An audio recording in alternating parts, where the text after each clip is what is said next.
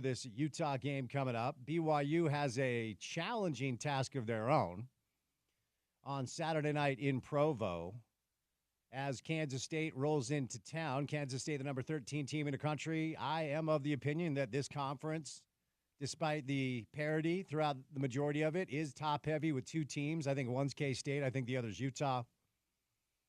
Right now, Kansas State, a 6.5-point favorite. That line is held pretty still, and the over-under is 48.5.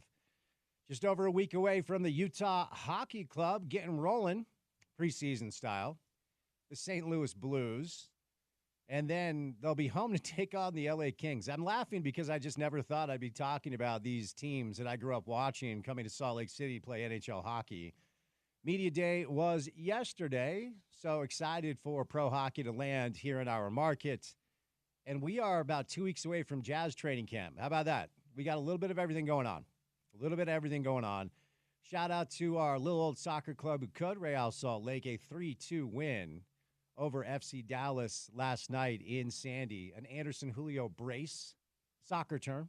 Brace is a soccer term. That's 2 goals. And RSL was able to hold on 3-2. All right. Let's see. Good guest list today. We're going to start things off with Robert Turbin. Robert Turbin, former NFL running back, was on the call for Utah State and Utah last week. And then we're going to bring Robert on and talk about that game, and we'll kind of get to the preview of the weekend ahead in college football. Craig Bowler, Jack Gordon Monson, one live in studio, one via the phone. And then BYU offensive coordinator Aaron Roderick stops by the show as well. Robert Turbin, big show, big hour. Aaron Roderick, me, Spence Checketts, that guy, Porter Larson. How was your Thursday afternoon? Thursday's gone well, Spencer, and we got football today. So obviously we're looking forward to that. I don't know how much maybe you are looking forward to it, but of course, Jets, Patriots tonight. And looking forward to a really, really good weekend of college football in the market as well, with both a game we'll be watching on the road and a game that hopefully a bunch of folks in the market can get to down in Provo.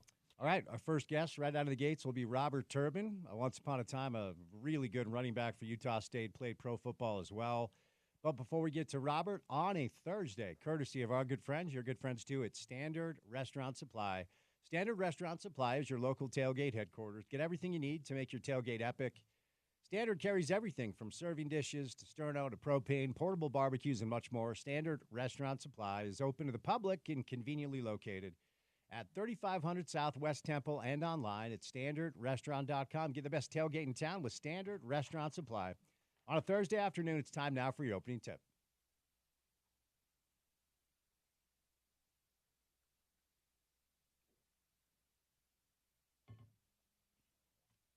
I'm more concerned at how throw.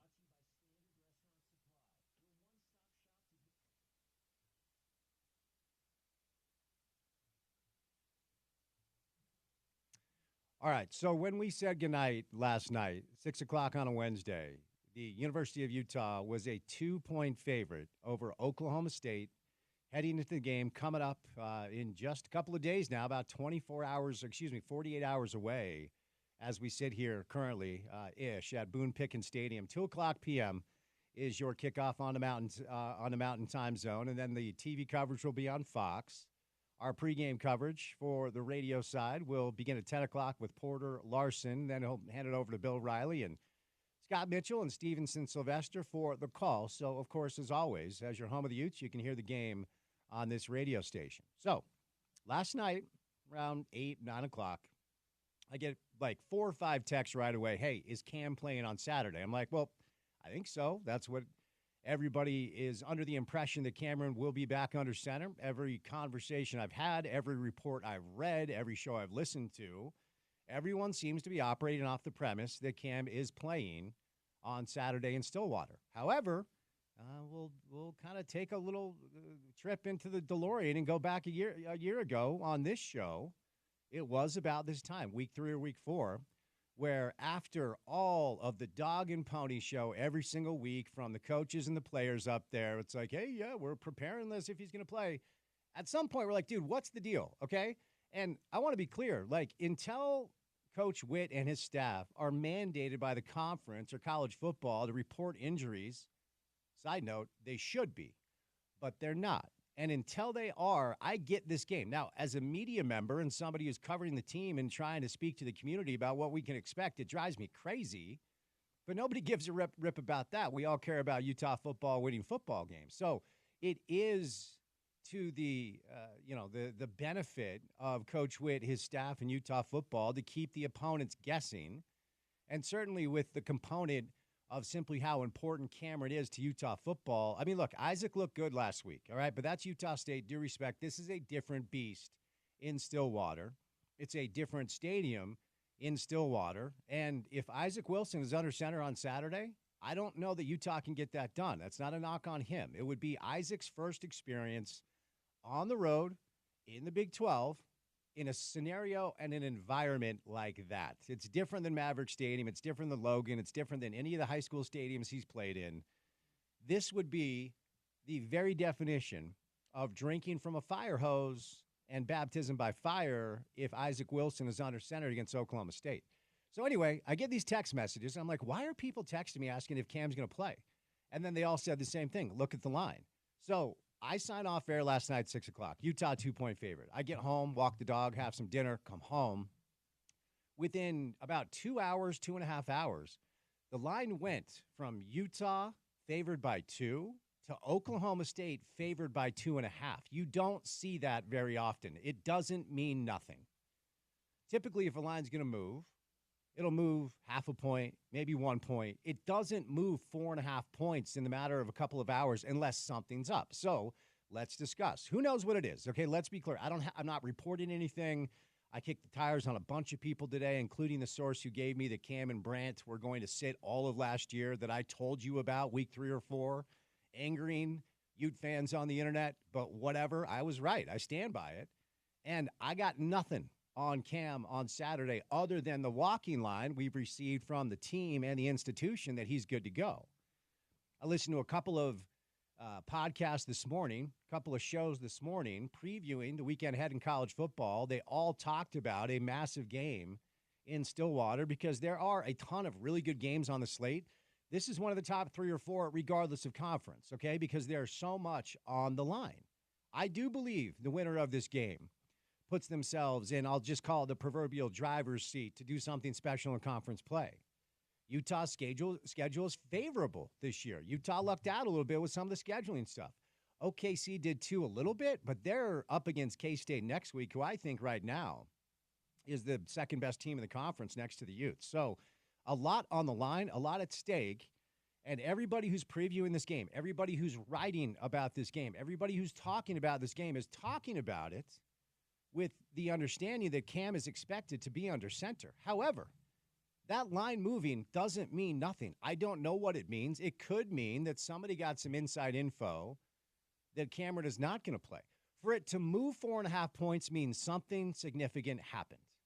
It could also be sharks and wise guys and really, really intense gamblers who have massive bankrolls deciding that once it did move, that much to Utah, they felt better about putting their money to move the line towards OK State. That could be on the table, but for it to move 4.5 points, that's 7 figures. Okay, that's a massive, massive bet from a shark or a wise guy that decided he liked the line and decided he was going to throw a bunch of cheddar on it. But I can't sit here today and tell you I know exactly what's going on. So we'll move on from it and essentially talk about this game through the prism and through the lens of Cam under center, because that's what I've been told. I can't pontificate on possibilities that are just out there. We have to talk about the information that we have, and that is Cam will play. And if Cam does play, I'm starting to feel like this could be a comfortable-ish type win for Utah.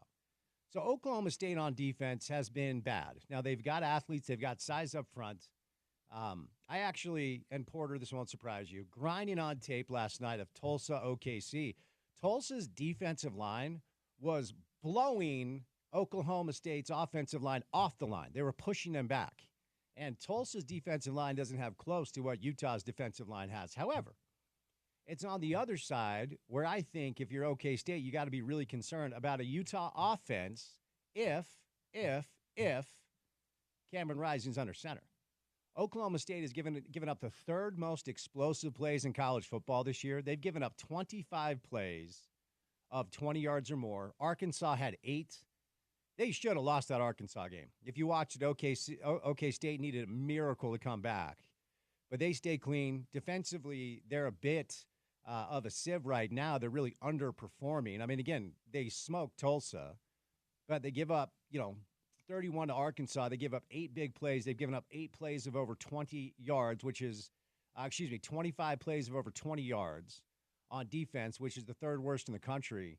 Now, where it gets tricky is if on the other side, Cameron's not under center, because if that's the case, I can see a little bit of an attack where it is run heavy, kill the clock, keep Bowman and Gordon on the sideline and try to get out of Dodge with like a 13-10 win or something.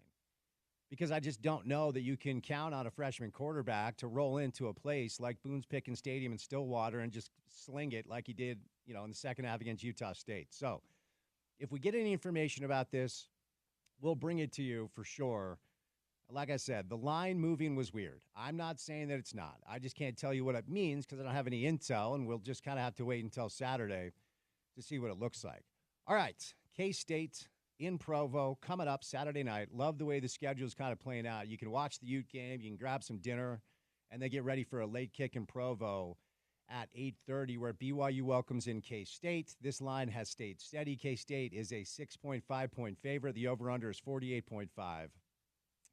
So it's a late kick. If you're driving down there, Godspeed, man. You're going to be home at 3 a.m. if you live up here. If you're down there, maybe grab some swig and enjoy your evening. For me, for BYU, this would be a massive, massive win for them, in my opinion, based off of how I feel they've kind of performed so far, still with a bunch of questions to be asked about whether or not that defense, second year under Jay Hill, of course, Kalani as the head coach, it looks like a defense that is coached by Jay Hill and coached by Kalani, but how real is it based off the competition that we've seen so far? Southern Illinois, I still give them a ton of credit. We're going to talk to A-Rod about this, the road win at SMU. They smoked a really bad Wyoming team. K-State is different. They bullied Arizona. Watching that game, I was extremely impressed. Avery Johnson, dual-threat quarterback. If BYU's defense can look like it has for the first 3 weeks, they got a puncher's chance here. This is on the offense. We'll ask A-Rod about the running back health, I should say. Last week against Wyoming, they were without their first 2-choice running backs, and L.J. Martin and Hinckley Rapati. So we'll see if Miles Davis gets a little run. But to me, this comes down to BYU's quarterback. Jake Retzlaff has to be better, has to take care of the football, has to get up and down. When it comes to completely bottling up Kansas State, I think that's a lot to ask from your defense. I think Jake's going to have to really put one of the best performances of his career out there coming up in Provo for BYU to get the win. However, Porter, the most under-talked about element of BYU K-State, and my reporting has indicated, coming up on Saturday night, they are going to have the original maple-flavored Cougar Tails, but they are offering no way a special vanilla frosting edition. Stop it. Of Cougar Tails on Saturday night. And when BYU offers the special edition Cougar Tail, I have a hard time picking against them. It seems like there's going to be a lot of motivation. And you said vanilla. Vanilla frosting. I might have to make a trip. Just for a Cougar Tail? For the football as well. Okay. Let's be clear. Big 12 football as well. There's also new packaging for the Cougar Tail. Okay. Yeah. Tell me about it. Well, that's all there is. It's vanilla frosting and it's new packaging. It sounds exciting. I think you got to pick Cougars if they're going with the new Cougar Tail. I'm going to pick the Wildcats, but I might go eat a Cougar Tail. All right, fair enough. So 2 massive games coming up this weekend. Excited to learn a little bit more about Utah. Excited to learn a little more about BYU. All right, coming up on the other side, more college football. Robert Turbin, one of the best to ever do it at Utah State, was on the broadcast for Utah State, Utah a week ago. We'll bring in Robert today. Big show, big hour with Bowler and Monson, BYU offensive coordinator Aaron Roderick, and we'll say goodnight at 6 on a Thursday, so keep it right here on ESPN 700.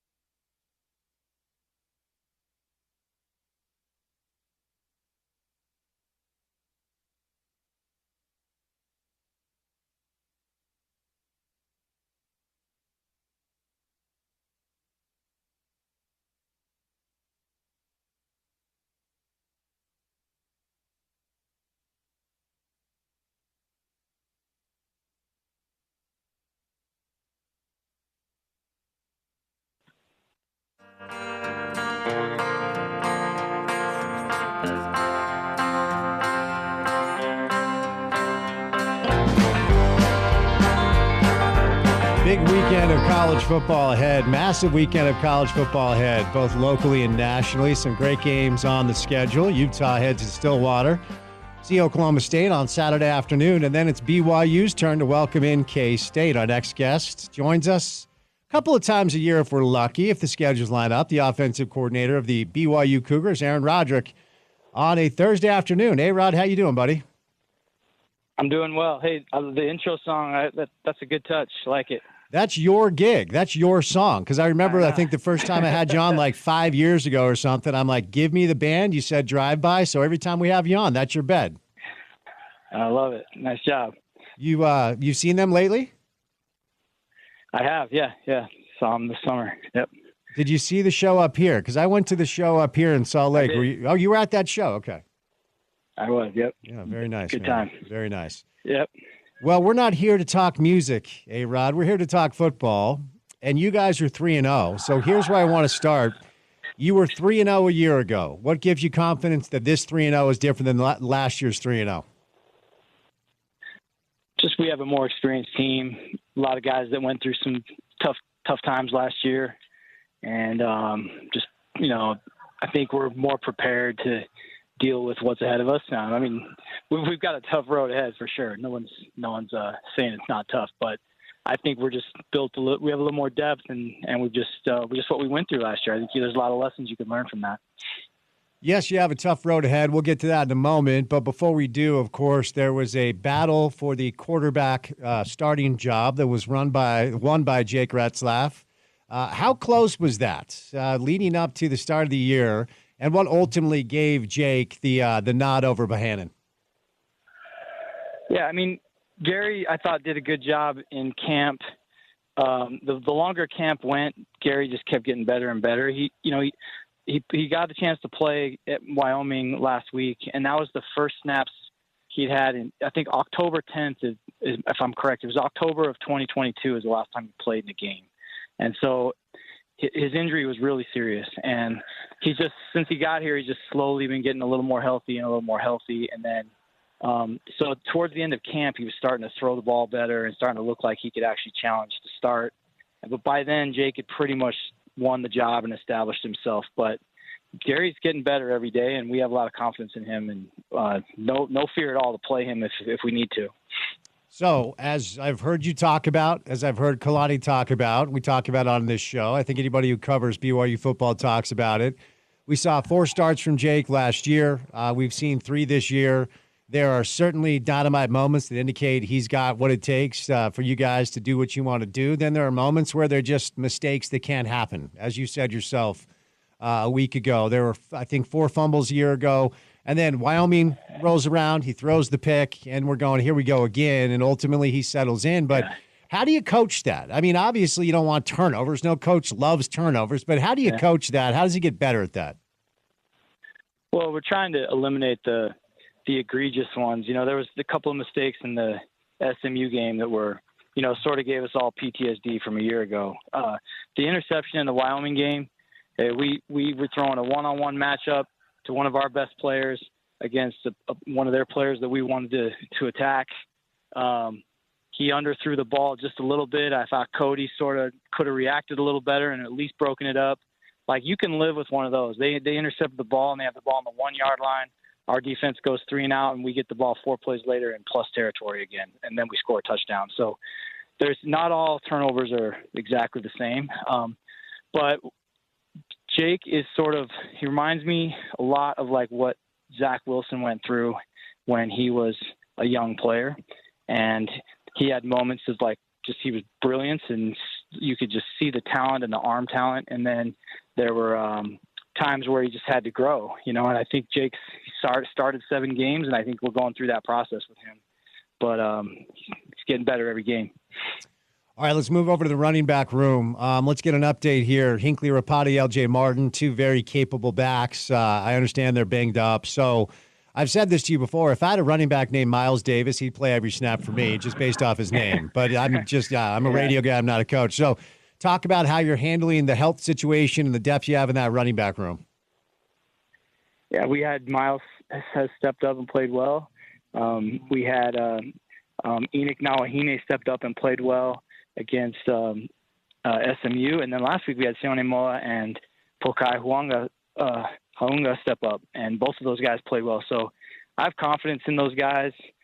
It's not going to be a one guy gets 30 carries kind of game. We're going to play those guys to their strengths, and we'll use them as we see fit. But I have confidence in all of them, and Harvey's done a great job getting those guys ready to play.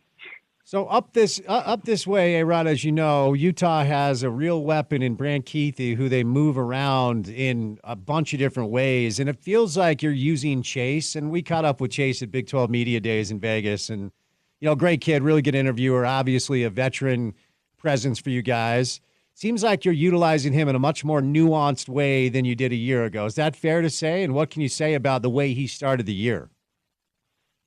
Yeah, we're using him. He's kind of playing a real similar role to what Puka played for us a couple years ago, where Puka lined up everywhere, did everything. And, I'm not saying Chase is the same guy, but he is a very complete player, and we can do a lot of different things with him. So, yes, and he's a veteran now, so there's really no limits on where he can line up, what he can do. And I'm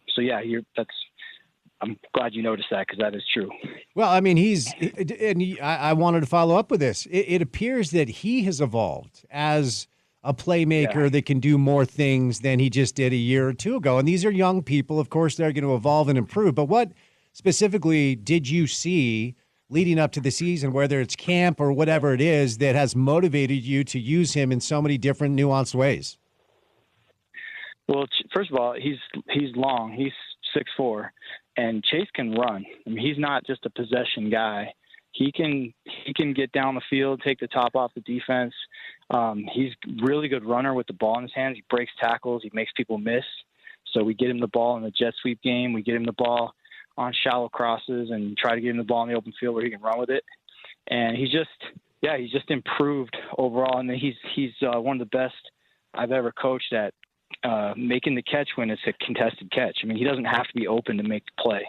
And so there's just a lot of different things we can do with him. And I think his confidence is just growing every week. I was thinking about this when I was watching the Wyoming game. I mean, Chase, Keanu, Darius Lassiter, Cody Epps, and I could keep going. You guys have a ton of different weapons, whether it's tight ends, wideouts, or what have you. I mean, you really have a bunch of different guys that have been in the program for a while, some new guys who are in the program for the first time with the transfer window and stuff. But it does feel like whether it's Jake or whether it's Gary, there are quite a few options.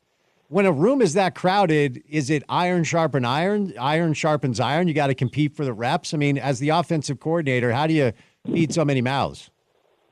Yeah, that's not always easy. I mean, those guys all want the ball. They all want to play. That's part of Fessy's job and Kevin Gilbride's job to use those guys as they see fit and try to, but it's part of being a team, though, too, is understanding that if everybody's a threat and everybody's part of the offense, then we're harder to defend as a team. And I do believe we're a lot more skilled than maybe a lot of people think. We have good skill players here, and our wide receiver play has been really good for several years now. I think Fessy does a great job with those guys, and we've recruited well there.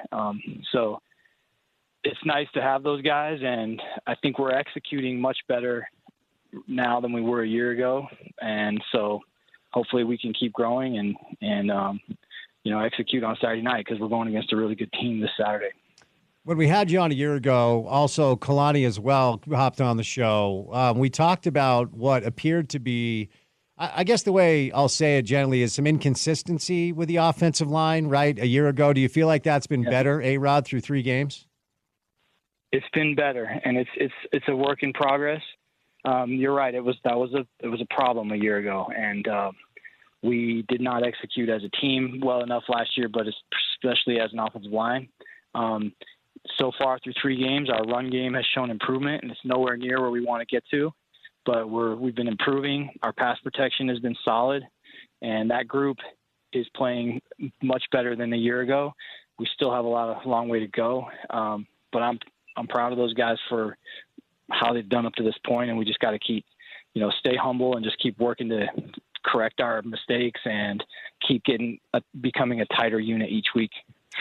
I know that Wyoming was your most recent opponent, but I want to go back to SMU because before that game, all week on this show, and I know you're a daily listener, so thank you for that. I'm telling you what you already heard. But on this show, whether it was just my take or interviewing people, I don't think people fully understand how big that win was. Okay, so if you weren't able to get SMU, you were going to have to get Wyoming and then find 4 conference wins to go bowling. Not saying you can't do that, but how big was that? How big was that win? What was the feel like in the locker room after you guys just gutted that thing out and came home with the dub?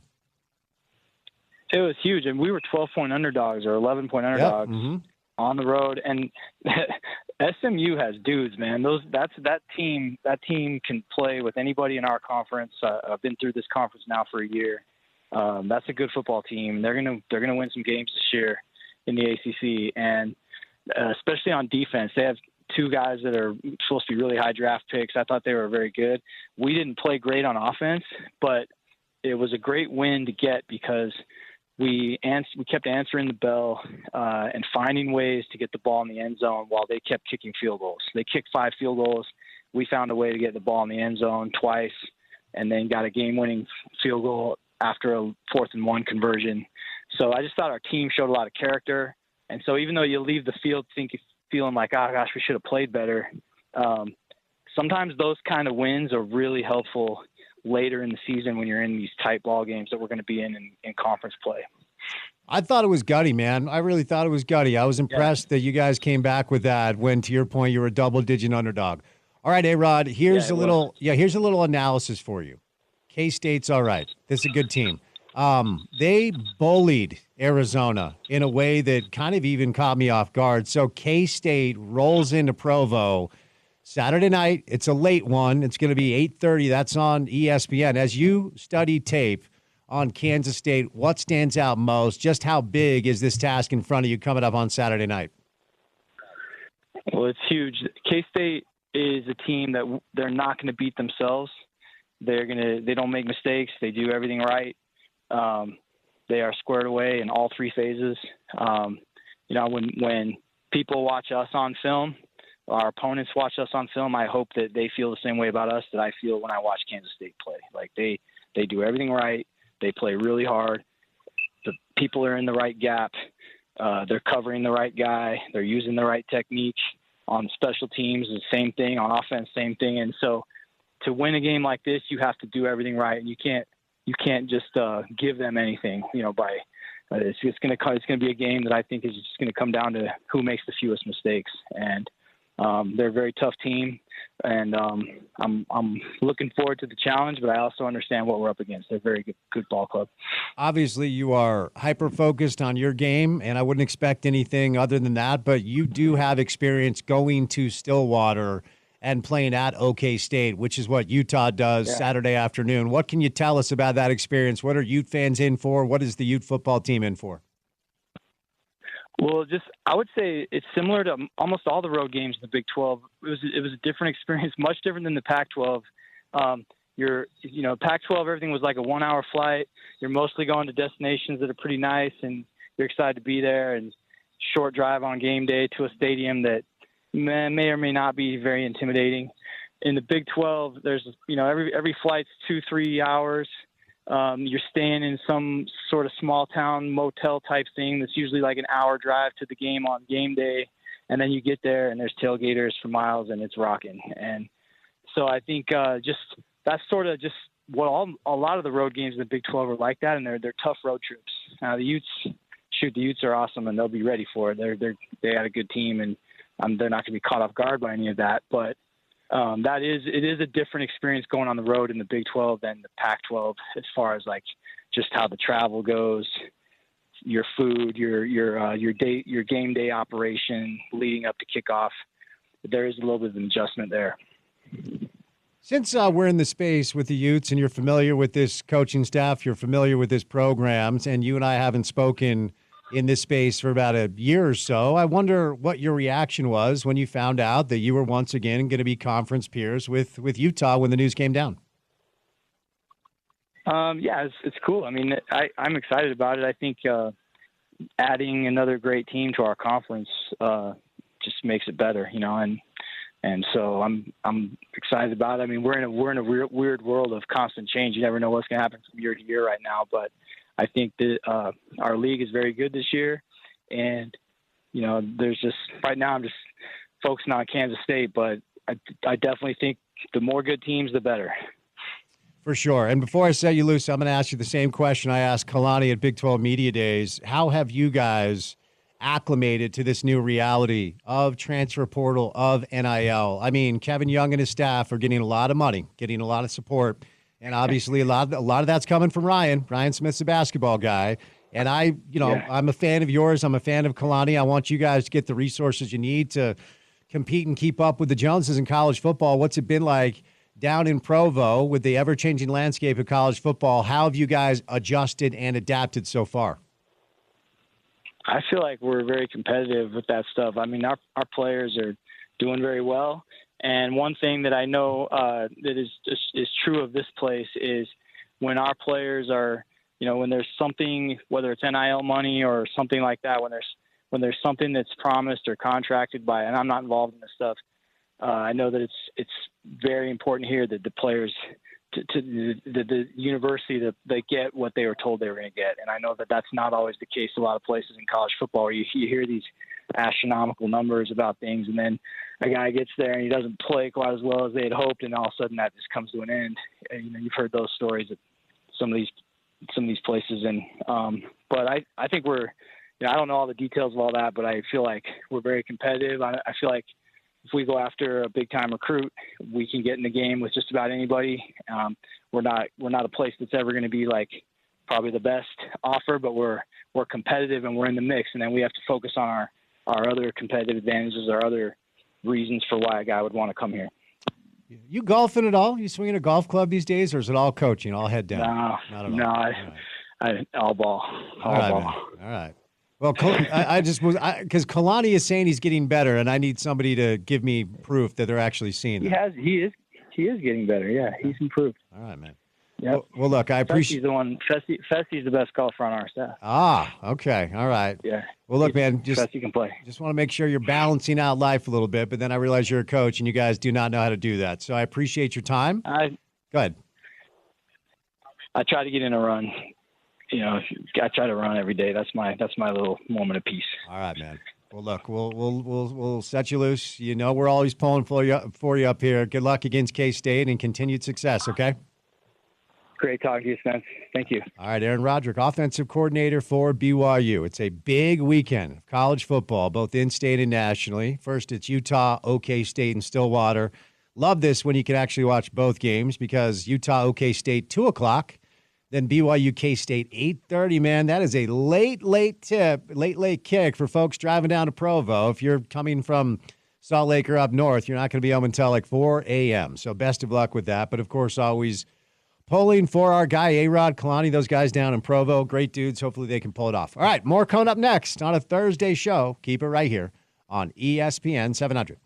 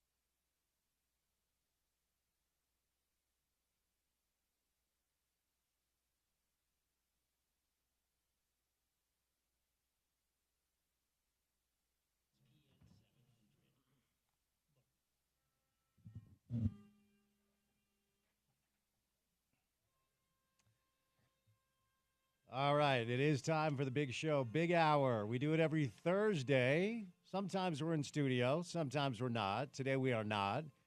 It's brought to you by Big O Tires. Get our healthy car special for $59.95, which includes a conventional oil change, checks on alignments, brakes, batteries, and more.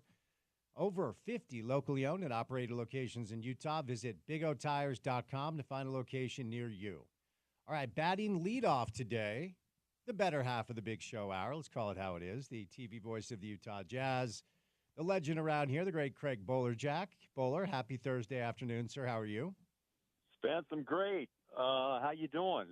We're good, man. We're good. It's a big weekend coming up, and this is your alma mater, K-State, rolling into Provo for the first time since what, like '79? Did you ever think your alma mater was going to be playing college football in this state? Huge surprise and really a treat. I had plans to be there, but the game's at 8:30. I thought it was going to be at noon. It seems like I have this problem many times, but ESPN made it a prime timer, at least on the West Coast in the Mountain Time Zone, as a prime timer at 8:30. So I have another commitment. Sadly, at night, I'll be able to watch. Well, I'll record it, but I'll probably be able to see the second half live. But man, I wanted to be in Provo.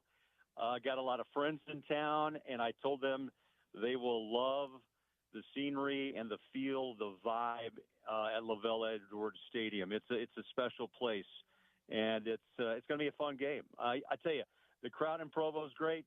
They're going to find that one day. I believe it's 2026 maybe, or was it 27 that BYU will be in Manhattan. So they're going to get a taste of what Aggieville and just a great feel of fans in Manhattan as well.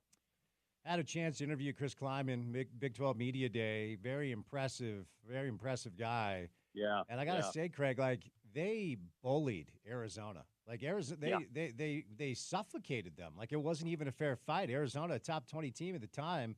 What do you think BYU's in for as K-State rolls into Provo as a 6.5-point favorite now? Well, I'd say people are going to say you're just talking up K-State because you went there. But no, this is a good football team. This program's come a long way, led by Bill Snyder years ago. And they continue to build, what every football team wants, to have the tradition and just a way of how they play the game. And I think they do it, with lesser, five-star players, Spence. Look, they go out and find 3s and 4s and guys who want to play the game. They work high level hard of getting to that level, and I'm proud of them. I really am. Look, Avery Johnson's a young kid, the quarterback for K-State. He'll be 20 next month, November 2nd, and just a sophomore. But I thought he really came into his own last week, as so did the O-line, D-line for K-State. Avery's fast. It's really the first taste I've had of him in a full type of game situation where, he was, going high level, high motor, but he can get on the edge, and he's working on his passing game. And I think that's one thing Kalani's probably looking at this week. How do you keep him between the tackles and force him to throw the ball? Because he's not that experienced with the passing game. I think he's starting to show signs of that, but his legs are really his best attribute right now. So ultimately, you brought up the late kick. It's an 8:30 kick, and that is, it's a necessary evil as it pertains to where the Big 12 is on the hierarchy of television executives picking teams for prime windows. It is prime time on the West Coast, but it is way too late for folks back east to really stay up and watch. I wonder, from your vantage point, K-State rolls in. There's already altitude. That place is going to be going crazy at 8:30. The night games in Provo are fun, man. Those kids show up and show out, so it's going to be loud. What sort of complications do you think this brings for your alma mater, the fact that they're probably not going to be done until the Sabbath begins? I love that. They won't mind playing after midnight. Look, I think that's okay. I don't think BYU is going to pull their players off the field either if it goes late, but I think the altitude will be a bit of a blast. I mean, they'll have to get used to it. First quarter, I'm always a believer, Spence, covering teams over the years. They always talk about how do you start games, and especially on the road. 6.5-point favorites, okay. Any coach will take that, but don't get overconfident with that spread, by the way. And look, I think any home team is always worth 3 points, no matter how good or how bad you are. But I think it's the way you start. Look, just go in, do your thing. Don't turn the ball over. And I know BYU's defense probably will try to blitz this young quarterback and force him to make mistakes. Look, Kalani's very, very good in game planning, in my opinion. And I think, they know his strengths and weaknesses, and they want to rattle this guy on the road. And I get it. And so don't throw a pick. Try to establish a run game and let your offensive line help you. And I think BYU and BYU and K-State, both these teams are strong up front. And I think the test for BYU, in my opinion, is the physical play of what the Big 12 brings. And I think that's the first taste for the Cougars in a way. Yeah, they saw teams prior, Baylor. But I think it's going to be interesting to see how everyone responds as this season really kicks off in conference play. So, last thing here, and I just want to make sure this doesn't change your opinion on the outcome of the game or how it's going to play out. But my sources, Craig, indicate that Saturday night in Provo, the good folks down at BYU will roll out, yes, indeed, your classic maple cougar tails. But attendant to it, they're planning on releasing a very limited edition vanilla frosting cougar tail. Does that change your view on how this game is going to play out on Saturday? I saw that. You know what? If I was there, I would definitely be that'd be a tasty treat, to be honest with you. The original, if I'm not mistaken, where will the original frosting be? And then the lighter cougar tail, is that in the front or the front of the tail? That's a good question, but I'm also told that they're releasing limited edition new packaging for their cougar tails. So I'm only bringing this up, Craig, because it also feels like this is an underreported element because those students are going to be even more fired up after consuming, this new cougar tail scenario. Maybe that is something that you need to tell your alma mater about. Yeah, I'm going to make a phone call. The sugar high will be be insane, Spence, as you know. That concerns me. Sugar, but you have to be careful too. That sugar high wears off, after a while. So, yes, be prepared for a wild crowd, but it could simmer down. It could. But I'm anxious for these guys that I know to come into town, Spence. I really am.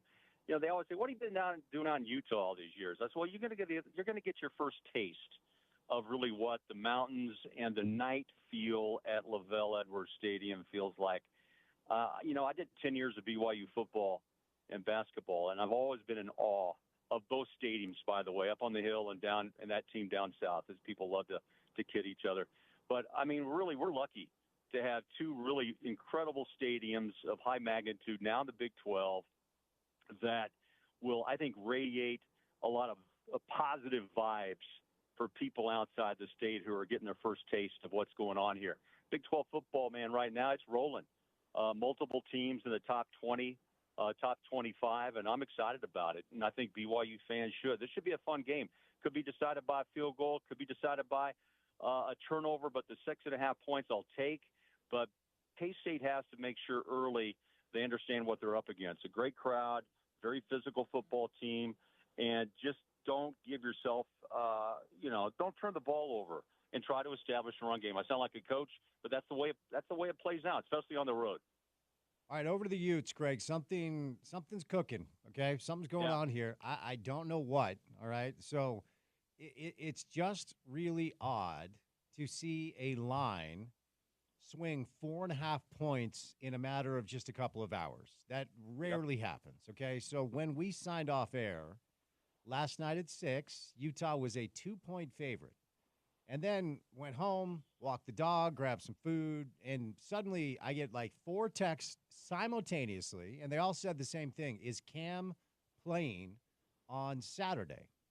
And I said, well, I think so. We don't know, and I want to be clear until the conference mandates Kyle and his staff to report injuries, I totally understand why they don't. It drives me crazy, but I get it. You know, the competitive advantage of keeping your opponent on its heels. I understand that. I do think college football will eventually adopt the pro model where we will get an injury report, and that does away with the ambiguity. But until we are there, I understand why they do this.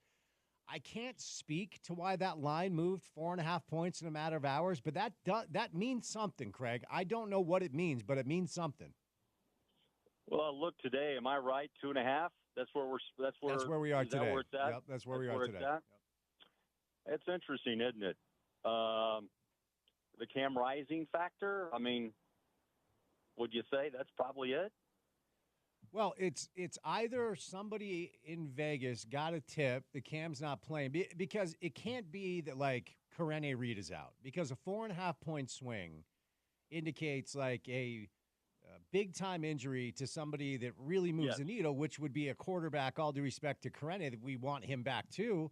It either means that somebody got some information that maybe Cam is out, or when the line moved towards the Utes to 2 points, some shark or some wise guy laid down a 7-figure bet, you know, and to move it's one of those two things, unless I'm missing something. So I would think it has to be big money bet. I mean, unless something's happened in practice, because all indications point that the laceration on the right hand of Cam Rising wasn't as serious as some people thought, and that Cam would be playing. But look, I think you have to look at the history of Cam and the way that the Utes have handled his injuries in the past. Very, very quiet up until game time. And they really never, Spence last year, really were up front until maybe, week 5, week 6, that this wasn't going to happen for Cam to play. So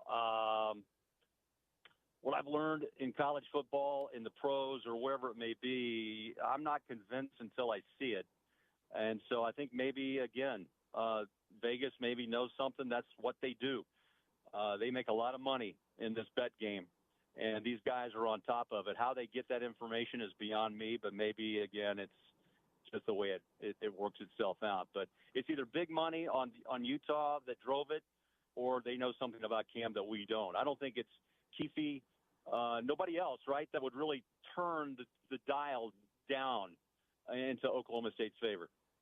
No, a 4.5 swing in like 2.5 hours is a quarterback injury or big money. I don't know what else it could be. But let's move off that, Craig. And let me ask you, since you and I last spoke, we did see Utah for the first time in 12 years go up to Logan. They got a win over Utah State. It wasn't pretty. It was rough at the start. But specifically focusing on Isaac Wilson, I thought the young man met the moment. After a tough start, I thought he really stepped up. I thought he answered some questions. What did you see from Utah's backup quarterback last Saturday? Confidence came his way, and that's what they were waiting for. And I thought, honestly, you got to say that with Kyle and Andy and the way they kind of game planned it, I thought they put a lot of confidence into him. I thought he found his, after a little maybe slow, shaky, first couple of series, I thought he just played great. I mean, they put it on him. Again, offensive line, strong D-line, played their game. And I think Isaac really found some confidence in who he is. 18 years young, that's a tough transition from high school to college, believe me. And, the speed of the game is real. These guys all run fast. They hit harder, and they're smart. And I think I was impressed. I wasn't sure before that game, but as the game continued on, I thought, Spence, I don't know what you saw, but I thought I just saw building confidence and flow. And that's where the game kind of just came to him. And I was happy for him. Either, fans can get on you pretty quick, and it happens in the NFL, and you see guys get benched, right? But I thought Isaac stood up and said, hey, that's why I'm here, and that's why you named me the number 2 quarterback behind Cam. I wonder, Buller, I was listening to your old buddy Joel Klatt, his podcast this morning, and he broke down Utah OK State. And he said, and he wasn't reporting this, but he referenced that there's a feeling, and he would know. I mean, he's pretty plugged in the scene of college football. There's a feeling this could be Witt's last year. I don't know if it is. It is a topic in this marketplace, tale as old as time, because at times Kyle will drop hints. Like when he came on the show just a couple of years ago, asked what my father was up to. I said he's basically retired, spending time with the grandkids. And Kyle said, well, that's going to be me soon. And, of course, people freaked out. Like, oh, does that mean he's done? I don't know what he's done. He's got a couple years left on his deal. But if Utah football wins the Big 12, if they go to the CFP, and for the first time as a head coach, Kyle has a legitimate chance to really play for a national championship, do you think that motivates him to look back and say, I was here from the WAC to the Mountain West Conference. I was here from the Mountain West Conference to the Pac-12. We won Mountain West Conference championships. We won Fiesta Bowl, Sugar Bowl. We won Pac-12 championships. We went to a couple of Rose Bowls, and now I had a chance to play for a national championship. First of all, what a resume. I mean, my goodness, start to finish. Second of all, do you think that might be enough for Witt to say, you know what? I don't know what else I can do. I did the best I could. I left it better than when I found it. Give me your thoughts on that. Yeah, I think a lot of players always think they'll walk off the field once they win a Super Bowl, but then all of a sudden the hunger of the game returns, and it's hard to leave, Spence. I think it'll be hard for Witt to leave no matter when. I mean, it's in his blood. It's in his DNA. Right?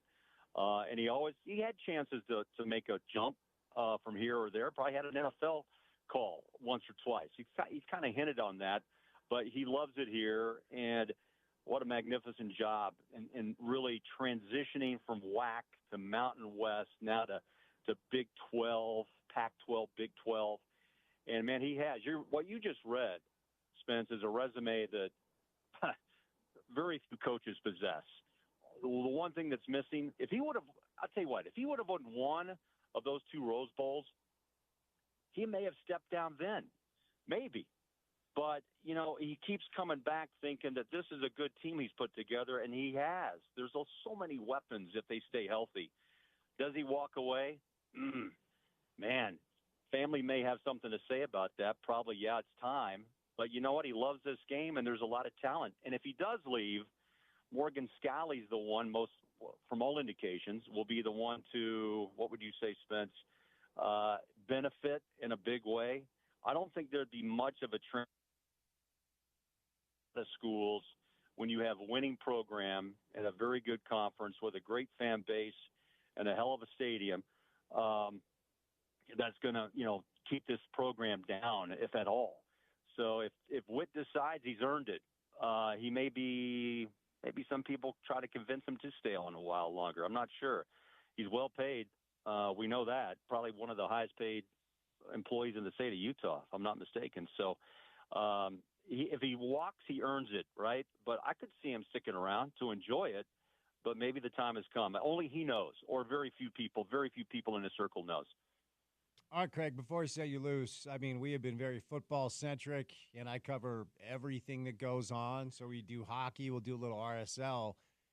The Utah Jazz start their camp in like 2 weeks away? I mean, this is why this time of year is so fun. Just in a matter of days, quite frankly, we'll be able to really cover all of the local products that I enjoy covering. I mean, that's kind of what this show is about. We're not one product centric. We cover everything that we have going on here and do the best we can to be fair and all that stuff. But as Jazz Camp approaches, another year with Craig Bolerjack behind the microphone, is this the time of year where you start to get excited? Is this the type of year where you start to get antsy? What are your thoughts on the Jazz being back in just a matter of a couple of weeks?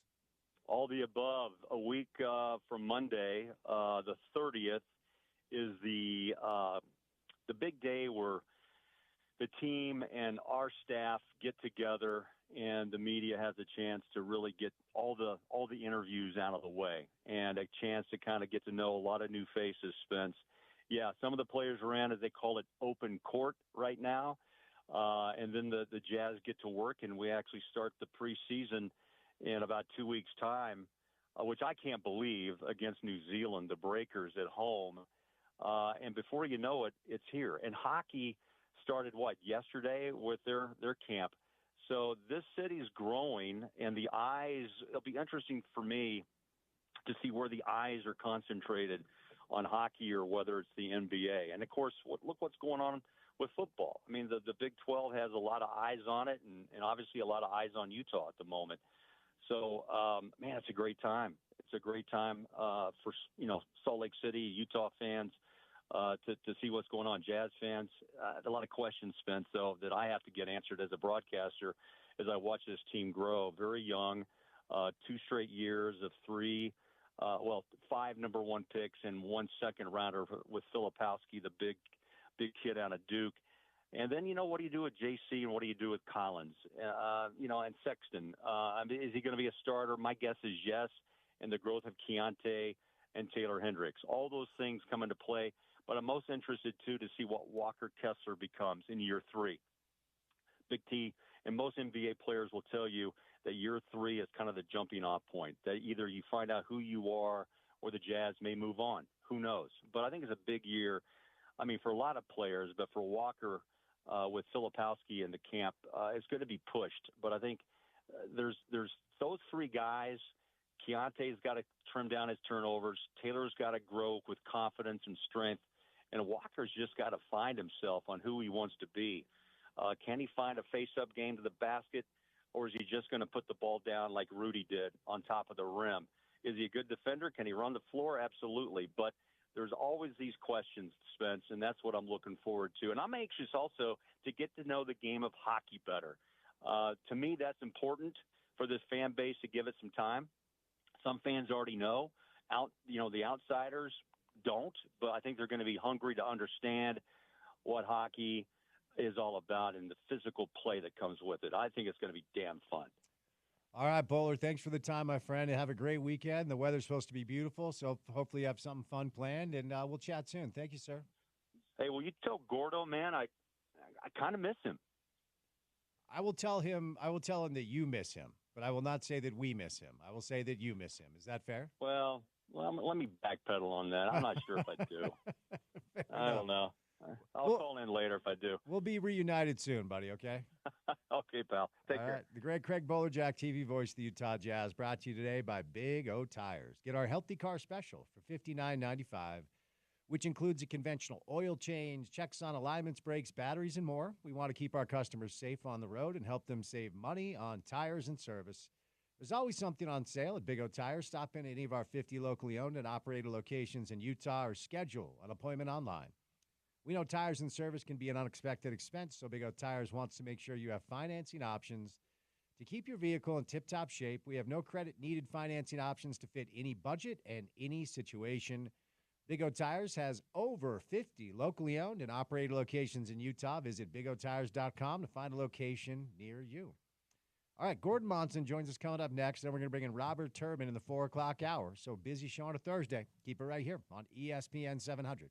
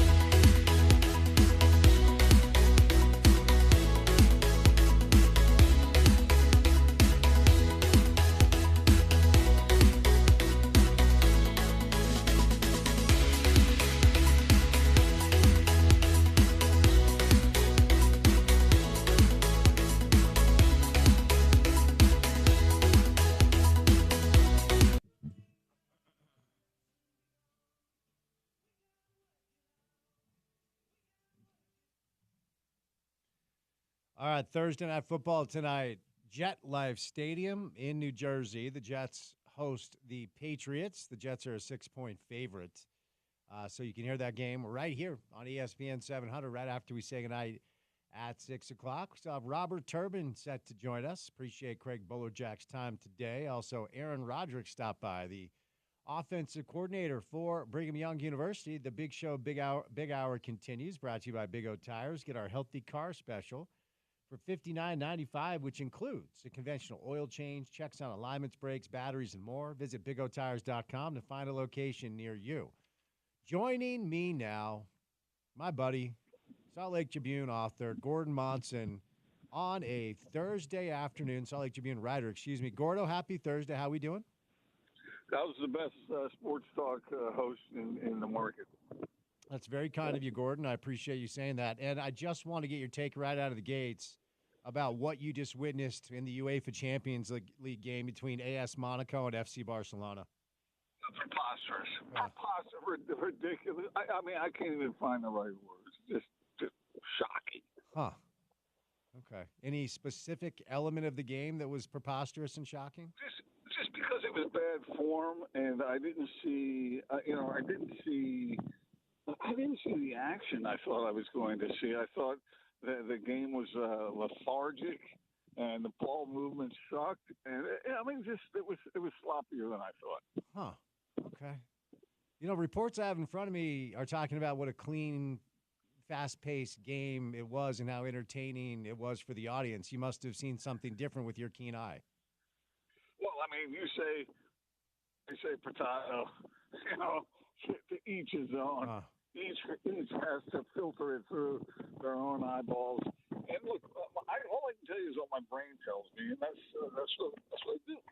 Sure. Beauty is in the eye of the beholder, Gordo. All right, let's start with Utah. So last week, Utah goes up to Logan for the first time in 12 years, and they handle their business, but it was a little shaky at the start. But I want to hone in on Isaac Wilson, who I've been talking about all week as a young man who I thought Gordon really met in the moment after a shaky start. What did you see from Utah's QB2?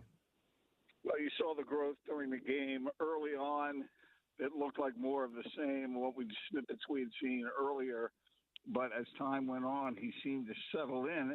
And I thought they allowed him to show what he's got. And I think that emboldened him and made him a better quarterback. I'll say it this way. I don't think there's any doubt that Isaac Wilson is going to be a really good quarterback. He still has stuff to learn, and once he does that, then I think the arm talent he has is going to show itself off. And Utah's future at quarterback looks to be in really good shape. I really felt like a general sigh of relief in this community based off of just how unprepared they were a year ago to handle the injuries to their quarterbacks. And I say that plural because it was Cam and Brandon. But it has to be a huge sigh of relief. Because here's the thing, Gordon. I mean, look, none of us want Cameron to be injured. None of us want him to get hurt. We want him to be healthy. We want him to play all year.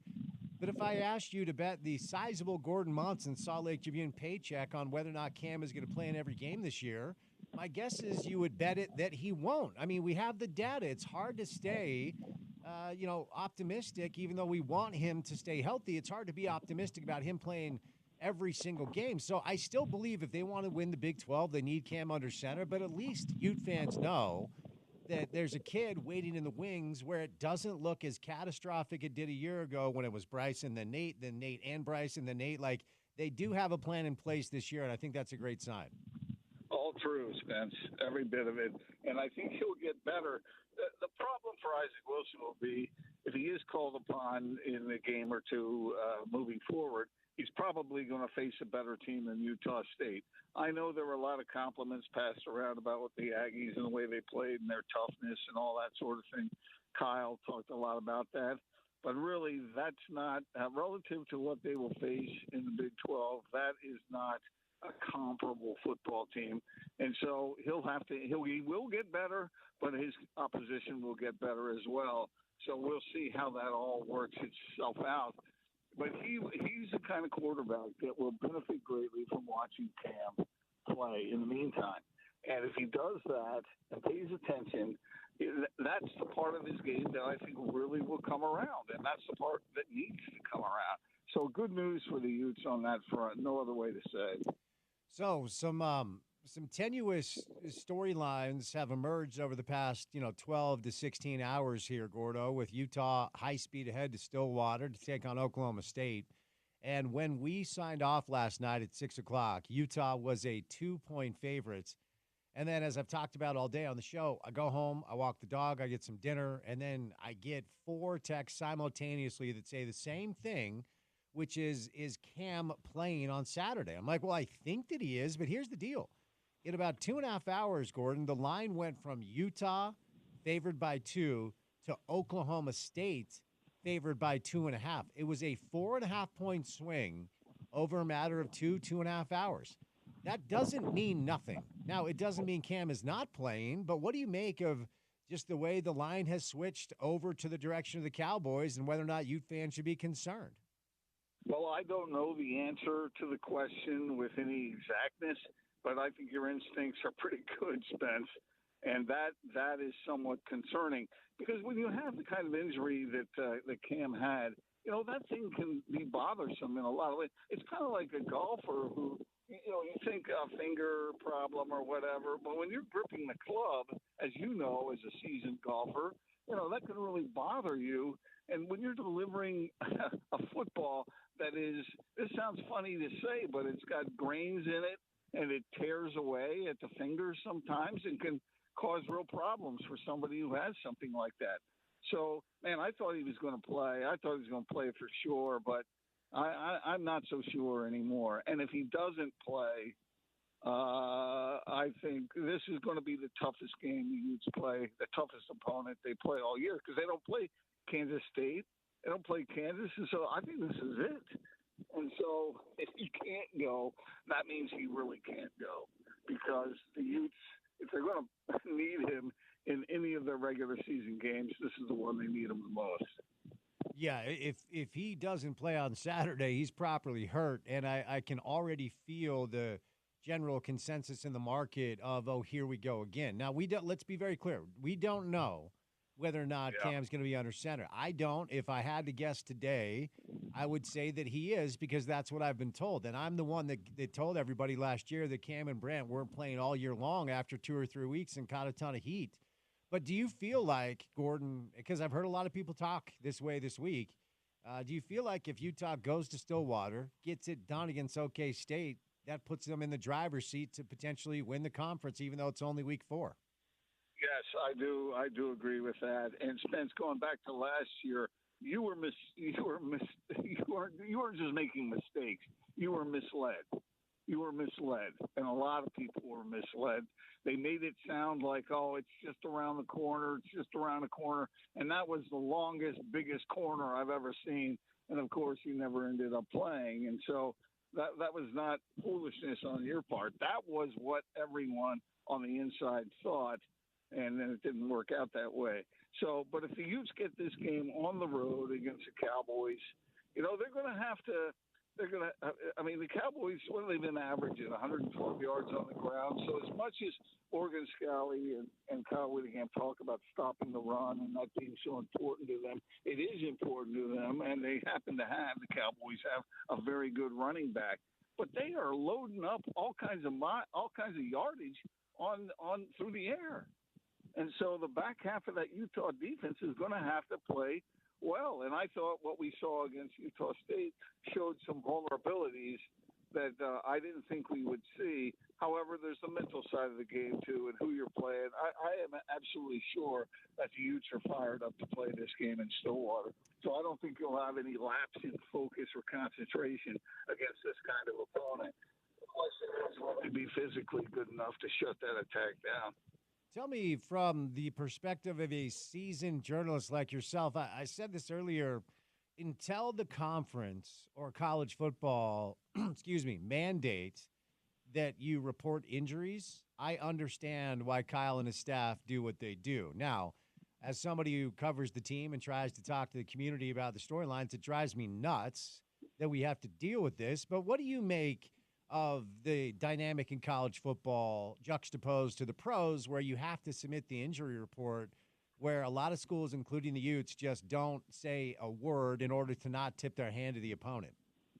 Well, all of college football is moving toward the professional model, and some of those things are maybe unfortunate. Some people see it like that, but this is one that they should change, and I think they will change. It needs to change. There's too great an interest. There's too much riding on these games for guys not to be honest about who's going to be available, because that makes a huge difference. Obviously, a guy like Cam Rising, are you kidding me? If he's not available, yes, you have a different way of looking at a football game.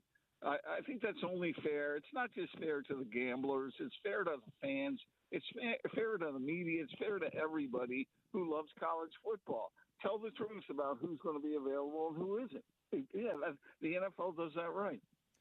Since we're in the space, I'll just ask you, if it isn't Cameron, if we're sitting down on the couch, if we got the TV fired up, and Utah, let's say they get the opening kick, they receive it, return it, and boom, first and 10, Utah, and then outruns 11 and not 7, and it's Isaac and not Cam.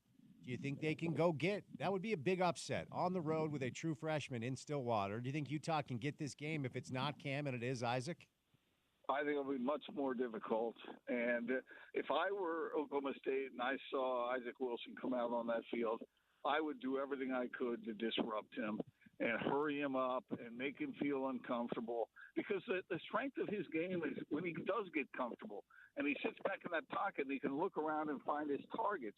So if I'm the Cowboys, if I see Isaac Wilson on the field, I'm going to do everything I can to make him not just nervous, but incapable at times of delivering the football. All right, one more Utah storyline, then we'll move over to BYU. You were the guy that hopped on the show last week and said, quote, Wyoming sucks, end quote, and you appear to be right. But I wanted to get your take on this. I was listening. We just talked to Bowler. I asked him this question because Joel Klatt, who Craig worked with for a number of years on the college football side, his podcast today, this is kind of his weekend preview pod, and Joel's one of the college football guys I like to listen to. I think he's really bright. And he previewed OK State, Utah, and then he went on a little Kyle Whittingham diatribe where he talked about, and I want to get your take on this because the topic of when will Kyle retire is not new in the marketplace. And part of it is because he drops hints here or there about not wanting to coach past 65, or on my show a couple of years ago when he asked what my dad is up to these days, and I said he's kind of retired, spending time with the grandkids. He said that's going to be me soon. Like, Kyle does drop little tidbits and hints, kind of chumming the water a little bit.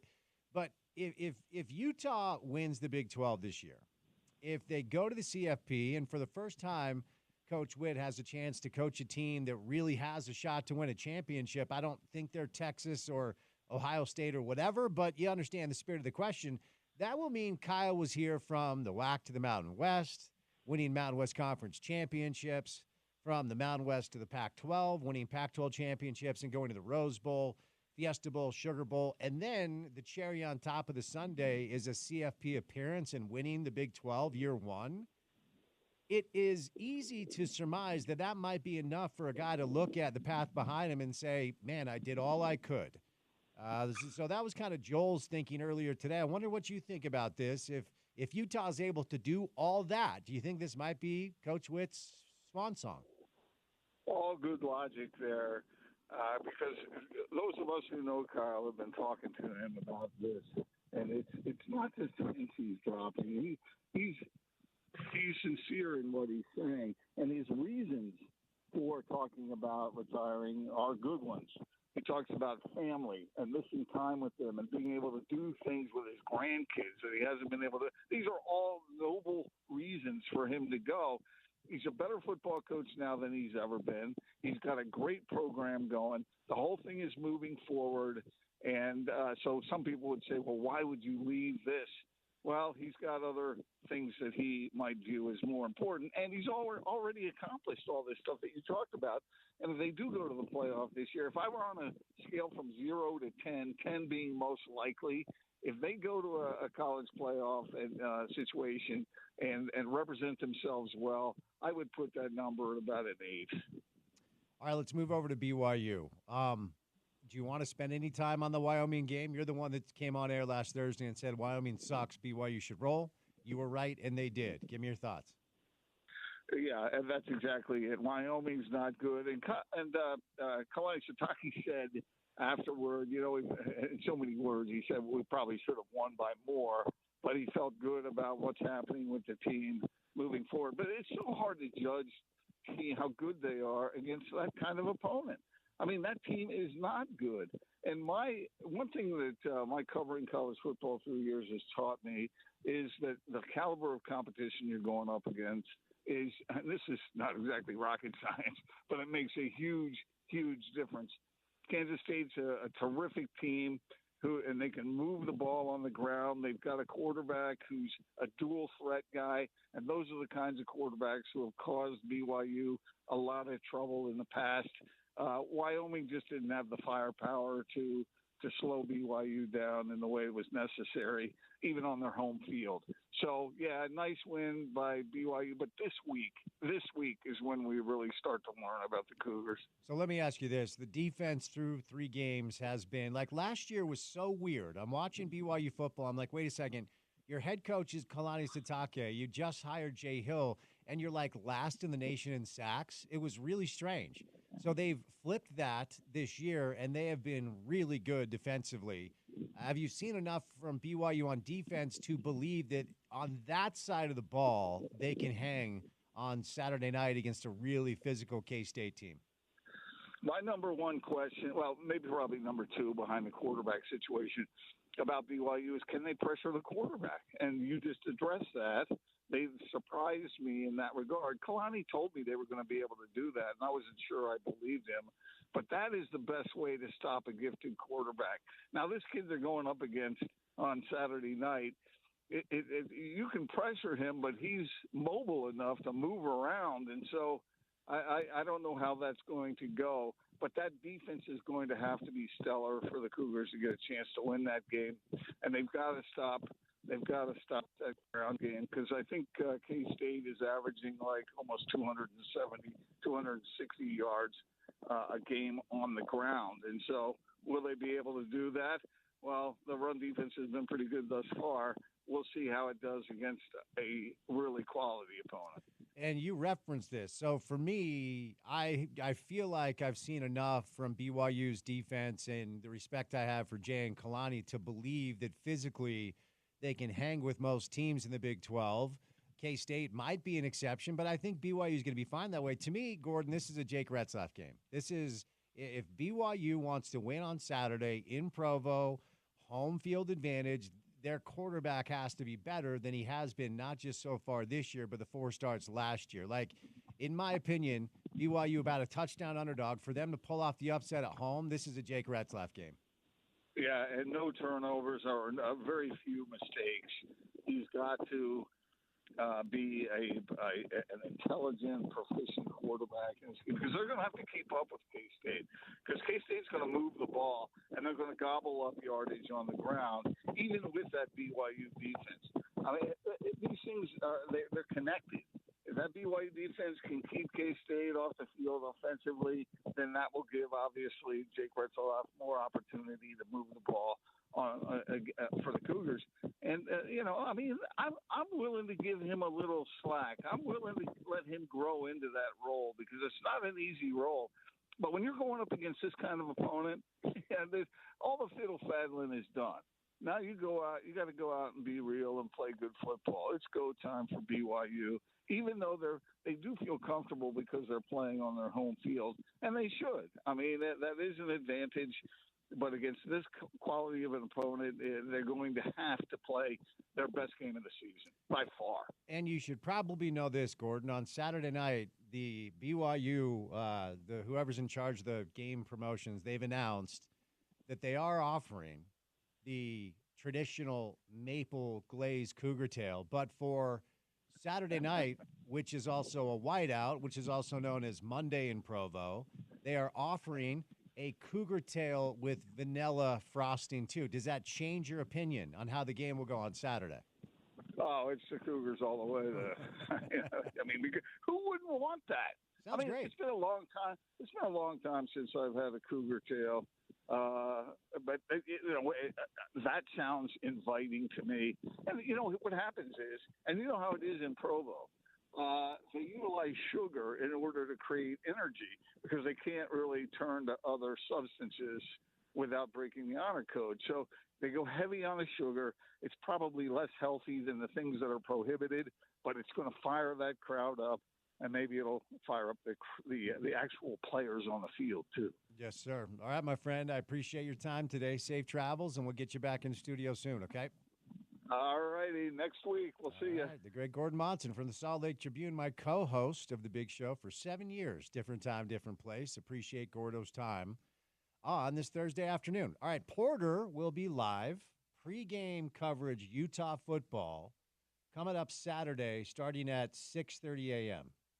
Is that 7 a.m.? What is it? We'll be on at 10 a.m. 10 a.m. We'll be on at 10 a.m. this week. Who's on with you? Jordan Wynn Nice. will be by this week. A guy who's, well, let's say pretty qualified to talk about quarterback iffy situations. So we'll get to all of that with our guy. And you will be Bout Time Pub, Jordan Landing. Bout Time Pub, Jordan Landing, out there in West Jordan. So come by, say hello, and grab some food. And we'll have some tickets and tailgate stuff and a bunch of stuff to give away. So talking football, grabbing some wings, and going from there. Saturday, 10 a.m., Porter Larson, Jordan Wynn.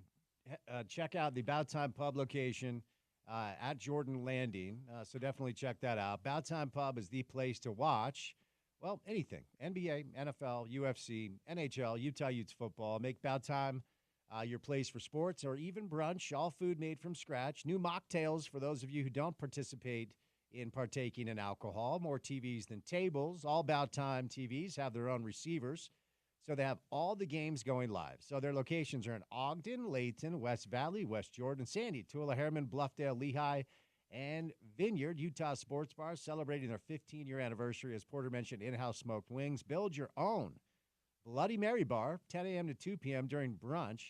So check them out. BoutTimePub.com is where you get more information. The Big Show Big Hour is brought to you today by Big O Tires. Get our healthy car special for $59.95, which includes a conventional oil change, checks on alignments, brakes, batteries, and more. Want to keep our customers safe on the road and help them save money on tires and service? There's always something on sale at Big O Tires. Stop in any of our 50 locally owned and operated locations in Utah or schedule an appointment online. Visit BigOTires.com to find a location near you.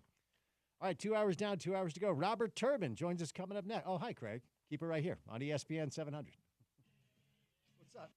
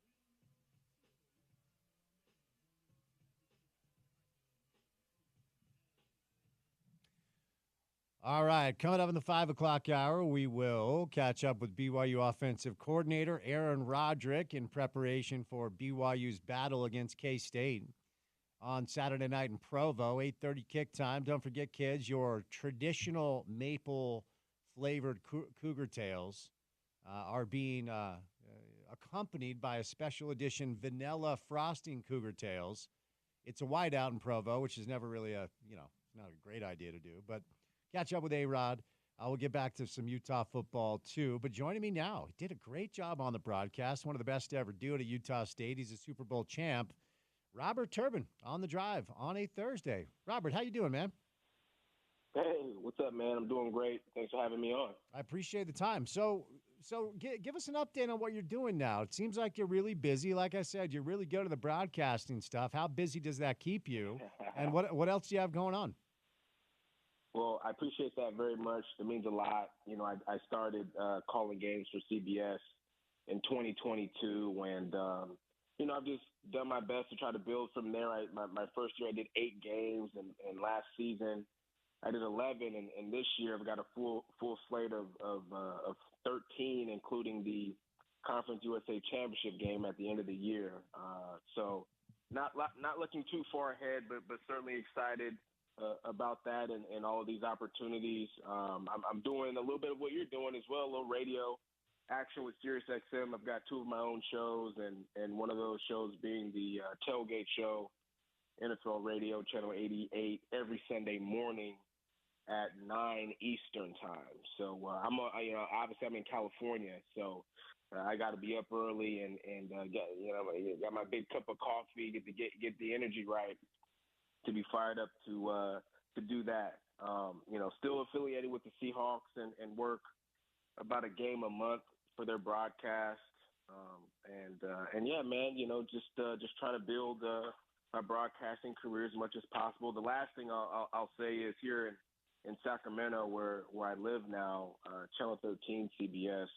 I'll do post game analysis for them in regard to the 49ers and Raiders, just because that's the market here in this region of California. So it's been a fun ride, man, and just doing my best to build it every year. All right, man. Good stuff. Good stuff. Well, best of luck. And if you ever want to hop on to get some reps, of course, I always would love to interview a former Super Bowl champ. So you have a home here. But I wonder, Robert, what your impressions were last week of the Utah State game, and specifically what you saw from Utah's young quarterback, too, the true freshman, Isaac Wilson. Well, I think Isaac showed that he's certainly going to be the future for Utah at quarterback. Now, I know like Kyle Whittingham is big on competition, so he certainly won't be just handed the keys to the car when that opportunity presents itself. He'll have to earn it, but he certainly displayed a lot of good things against Utah State last weekend. And I think the best part about his game, outside of the physicality that he brings, from a throwing standpoint, being accurate and stuff like that. But, I thought, his ability to be able to fight through adversity was the thing that stood out to me. It wasn't like he played great against Baylor the week before when he got his opportunity, and it was a little bit of a slow start against Utah State, but he overcame that, and you really saw him in the pocket, look left, pump fake, come back right, throw the ball on time, accurate, and he just started doing that throughout the entirety, well, not the entire game, but mostly in the second half, but you started to see a lot of it really that back half of the second quarter where he just, boom, a little shoulder shake. That touchdown he threw to Money Parks in the end zone, he completely faked out Ike Larson with just a little slight pump fake to the right. Just a little shoulder, and then boom, came back to his left and was on target to Money Parks in the end zone right there for the touchdown. So just seeing those things develop throughout the game was the most impressive part, and I think he's got a really bright future. So away from the quarterback position, what else and we'll get to the Utah State stuff in a minute, but what else on the Utah side most stood out to you? I mean, they were able to run the football with Mekhi Bernard. I thought Utah State looked pretty good early. There was a lot of nervous Ute fans after that early start from Utah State. But other than Isaac Wilson, Robert, what were some of your takeaways from watching Utah play last week? One of the guys that stood out to me on the defensive side for Utah was Cameron Calhoun. You're talking about a freshman with not a lot of playing experience, obviously, at the FBS level, and there were some moments in there where he got beat, but again, it was just this resilient mentality that you saw throughout a number of guys in the game. You recognize that Zemiah Vaughn, who's obviously the veteran corner for Utah, he was matched up with Jalen Royals throughout the entire game before he got injured. So that was a game plan for Kyle Whittingham and Utah going into the game, and Cameron Hume was going to have to supplement that, but it was going to be a challenge for him because he's just a freshman, and Utah State likes to put the ball in the air, and I thought he answered the call really well. So he's a guy that stood out to me in that football game. Van Fillinger, I thought did a nice job consistently putting pressure on the quarterback, particularly in the second half, getting his hands up and knocking the ball down.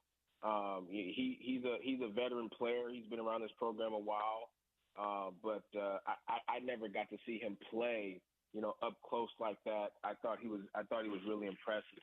And so those are two guys that I think on the defensive side, and then you mentioned it. I mean, the run game speaks for itself with Mekhi Bernard and Mike Mitchell. Just their ability to stay with it and be able to close out games when they need to. They've done that consistently so far. A little disappointed in Dijon Stanley. I'll add, but this is a kid though that has great potential. I thought he just had a bad. I mean, every now and then he just has a bad. You have an off day, and I thought Stanley just had an off day. A couple drops. His feet weren't under him, stumbling over his own feet, something you wouldn't really see normally from him. But still a young player, a lot of potential, and this team has a lot of potential to go far in the Big 12. So your alma mater looked ready to go early. Obviously, Bryson Barnes played down here for a couple of different years. So, he knows the scheme, he knows the personnel, and threw a couple of picks. But did you believe early on when Utah State took that lead that we were potentially in for an upset? What was your confidence level early on when Utah State came out and punched Utah right in the mouth? Well, I expected that. I expected Utah State to come out fast and, sort of have this, this energy about them to start the football game. The crowd was into it. There's quite a few players who transferred from Utah and who are now at Utah State. So I sort of expected them to have a fast start. And the other thing, too, was, think about how the game finished for Utah against Baylor. The second half, you could almost, even when good things were happening, after Cam Rising was injured, you could really hear the energy was just out of the stadium. The energy was out of the sideline. They were able to finish the game, but it kind of felt like they just sort of squeezed by to finish it, and there was no energy. So it trickled into the start of Utah State, where Utah just didn't have the energy there to start the game. And we spoke to Kyle Whittingham before, and, obviously Utah's never overlooking anybody, but, it wasn't like Utah State is a team anymore that, let's be honest about it, that Utah wants to play year in and year out anymore. They've moved on to different things, and they have different aspirations for their program. And so, from that standpoint, maybe there was some, that slow start, I think, maybe some slight overlooking, especially with the Big 12 opening, the Big 12 coming up this week against State. Maybe overlooking Utah State a little bit.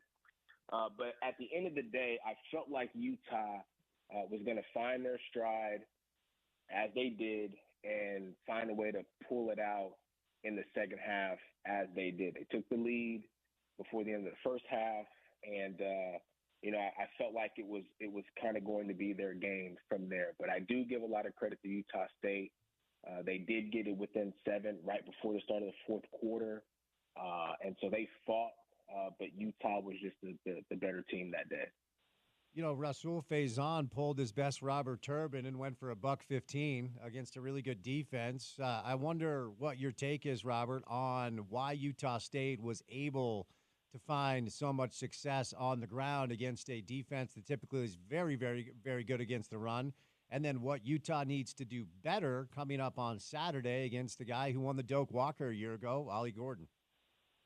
Yeah, that's a good question. I got a chance to talk to Rasul Faison before the game, and, I just told him, I said, look, if you want to have some success today against this defense, you're going to have to attack these guys downhill, north and south. I mean, the minute you can get north, the second you can get north, and that is going to sort of be the formula for you and this run game to have success. And I think he did that. And I think it's in general for Utah State was able to have some success against Utah because they played the game vertical. Utah State, when you watch them, a lot of the things that they like to do offensively is east and west. It's lateral. It's the quick screens out wide to the wide receivers down the sideline.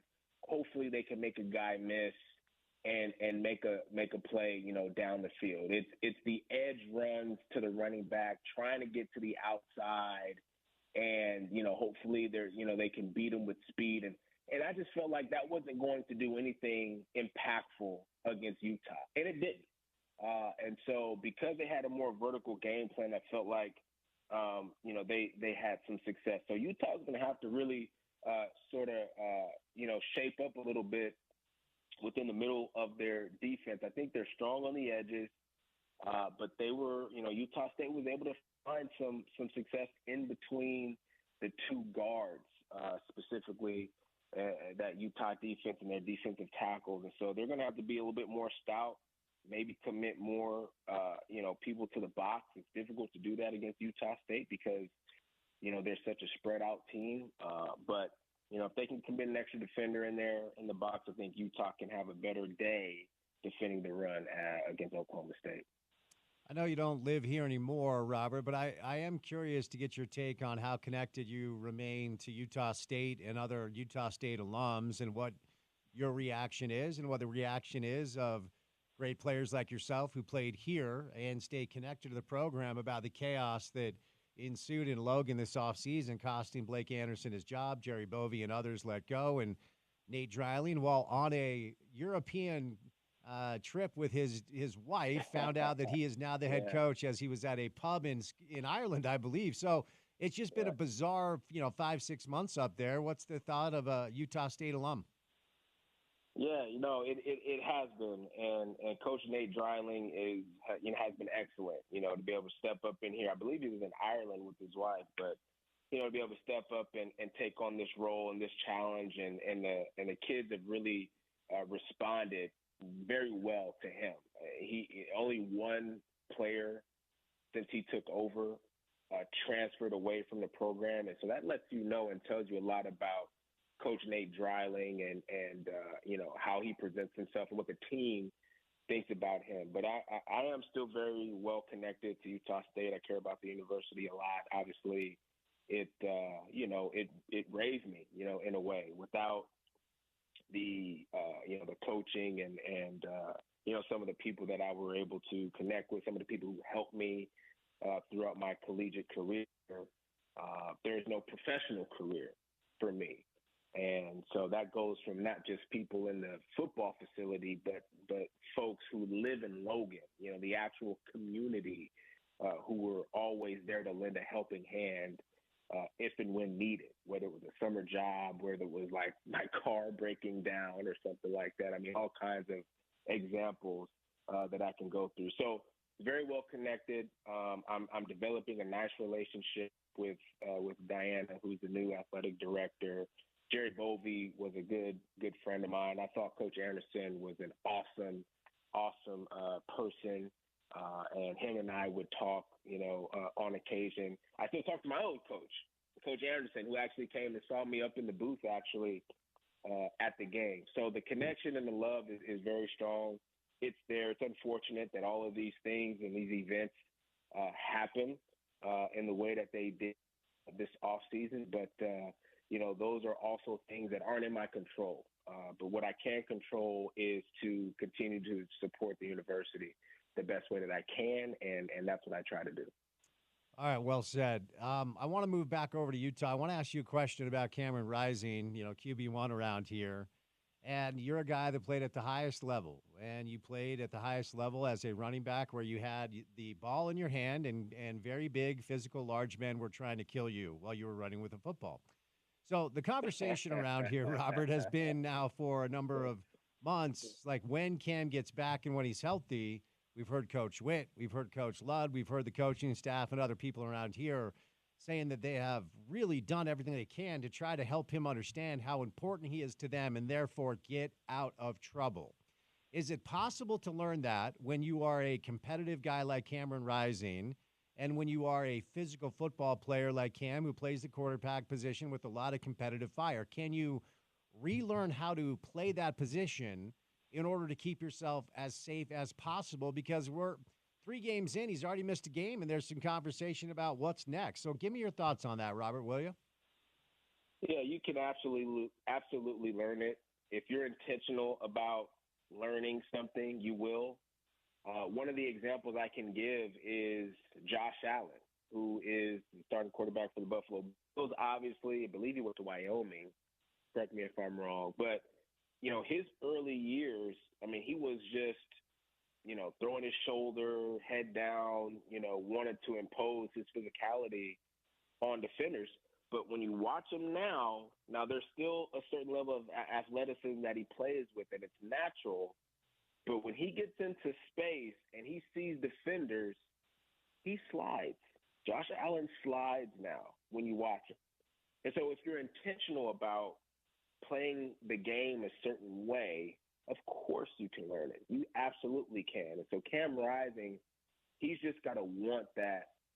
He's got to want that for himself. But I can tell you this, if he doesn't, this is going to continue to be the result for him. Because the fact of the matter is, no matter how great of a quarterback you are or how big or strong you are, train like a running back. You don't train the same way in the offseason like a linebacker or a strong safety. You're not throwing the same type of weights around. You're not doing the same type of drills. You're not preparing for the same type of physicality to endure through an entire football season. Quarterbacks are dropping back, they're going through cones, and they're throwing the football, as they should be doing. And therefore, you need to slide. So if he's more intentional about having a long career and a healthy career, he'll fix this. This will no longer be an issue moving forward. All right, Robert, before I set you loose, a big game for Utah on Saturday, as we've discussed, against Oklahoma State. Vegas has Utah as the favorite to win the Big 12. The media have picked them to win the Big 12 as well. The Robert Turbin take, what has to happen, generally speaking, for Utah to get this done, win the Big 12, and go to the CFP? How does it play out? Yeah, no, it's a great question. Obviously, are you asking about just this game against Oklahoma State or the Big 12 in general? The Big 12 in general, all season. Like, what has to happen for Utah to win the conference? Yeah. Well, Cam Rising is going to have to stay healthy, number one, because he is a really good – he's a great playmaker. He is. That's going to happen. Secondly, this running game, this 1-2 punch with Mekhi Bernard are going to continue to be really, really efficient. This is going to have to be the meat and potatoes of their offense, for them to have success, control the clock, and be able to play the type of offense that they want to. But this is all going to be about defense for me with Utah if they want to continue to if they want to win the Big 12 this season. Takeaways on defense, being able to get pressure on the quarterback on a consistent basis, the combination of those two things, and then obviously stopping the run if you want to add a third wrinkle in there. But the defense is going to have to play like a top 10 defense, in my opinion, for them to be Big 12 champions at the end of the year. All right, man. Well, good stuff. You want to call this weekend? Where can our listeners go find you coming up? You know what? I'm actually off this weekend. My son is turning 8, so Nice. we've got a Dragon Ball Z themed birthday party going on Saturday. So I'll be doing the dad thing this weekend. But the following week, I will be in Wyoming. Speaking of Wyoming, they'll take on Air Force at home, and I'll be on the call for that one. Well, enjoy the dad stuff. I'm telling you, mine just turned 23, Robert. So you're going to blink and he's going to be out of the house. So enjoy it while you can, all right? I will. That's great advice. All right. The great Robert Turbin, one of the best to ever do it at Utah State, and won a Super Bowl with Seattle. Now he's doing some broadcasting. He's really good at it. Hopefully he gets more opportunities. He is on Twitter at Robert J. Turbin is where you find him. Want to tell you about my friends at Prize Picks before we catch a break. Prize Picks is America's #1 daily fantasy sports app with over 5 million active members. Easiest and most exciting way to play daily fantasy sports. Unlike other apps on Prize Picks, it's just you against the numbers. All you do is pick more or less on 2 to 6 player stat projections and watch the winnings roll in. They're giving you one win, so just take it right out of the gates. One Caleb Williams passing yard gets you one win on Prize Picks every week in September. That's right, only one Caleb Williams passing yard gets you an automatic win every week in September. Now take advantage of it on Prize Picks because it's gone when September ends. Download the Prize Picks app today and use the promo code ESPN700 to get a $50 bonus instantly when you play only $5. That's promo code ESPN700 on Prize Picks to get $50 instantly when you play only $5. You don't even need to win to receive the $50 bonus. It's guaranteed with our friends at Prize Picks. Run your game. All right, before we catch a break, we welcome in Ryan from the Dish Professionals. No, we don't. Just call him. We'll catch a break. More next, ESPN 700.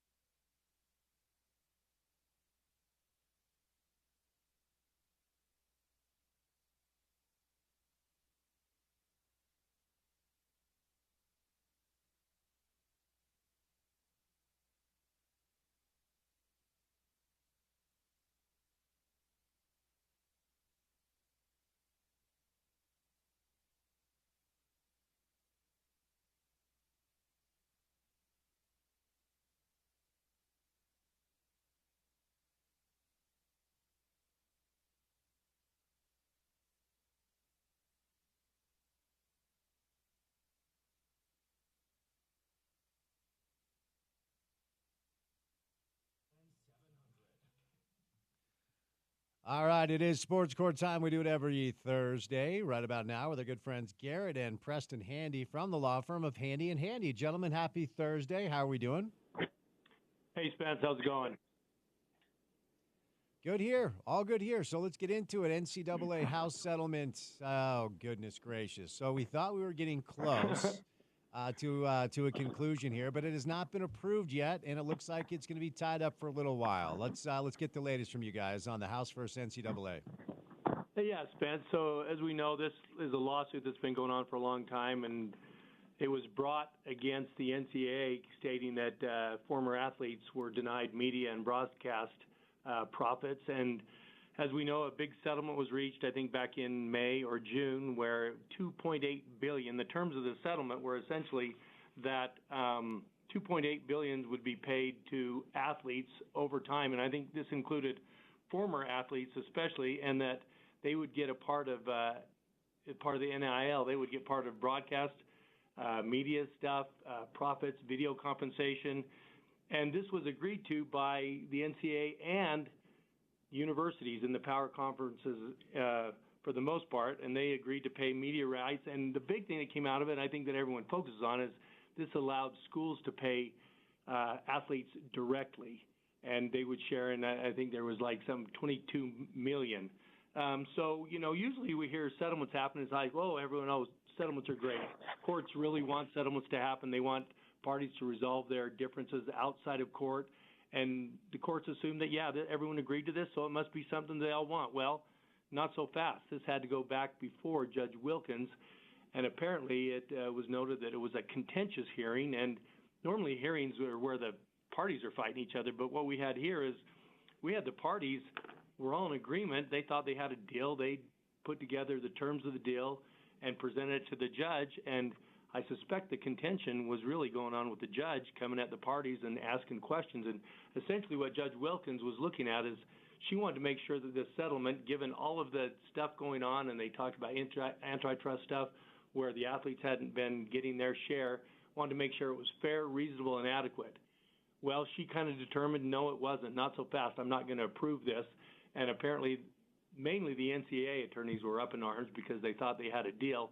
And there was a lot of things at issue, but the main issue that Judge Wilkins had was that there were restrictions put on what could be paid to the athletes in NIL deals, outside of the schools paying them directly, what they could get. And, and the NCAA wanted certain restrictions where it was legitimate business deals and maybe limiting to what collectives could pay. And that was a reason. And apparently one of the attorneys for the NCAA said, well, this is really important to us, so we don't have a deal. So they don't have a deal, but Judge Wilkins said go back to the drawing board and kind of just need to fine-tune it. And, who knows? It looks like it could be approved, but it's going to have to go through several rounds, and I'll let Garrett jump on that. But if it's not approved, then it goes back to, litigation and all of that, and potentially, appeals and all of that. So it's not a done deal. All right, Garrett, you're up, buddy. Well, yeah, it's not a done deal, but I ultimately think the parties will hammer this out and get it to a point where it will get approved by the judge. I mean, there's just too much at stake for both sides in this, who I would think want to get it done. There was a little bit of saber rattling from the plaintiff's counsel that said, okay, well, if we don't have a deal, let's get a trial date. But I think that's, like I said, some of those threats really both sides, and including the judge, would like to see a settlement. I bet that's what we end up getting.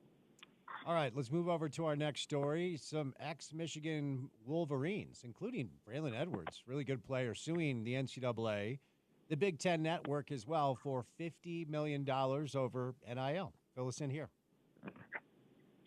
Yeah, so Preston was just kind of outlining, the House settlement, which would deal with players from 2016 on. So what about those players, prior to 2016? So you mentioned Braylon Edwards. Another one is Denard Robinson as part of this. So that, we've talked about similar cases on Sports Court. The NC State Wolfpack team, famous team, championship team also has a similar case. So they're suing the NCAA and the Big Ten Network.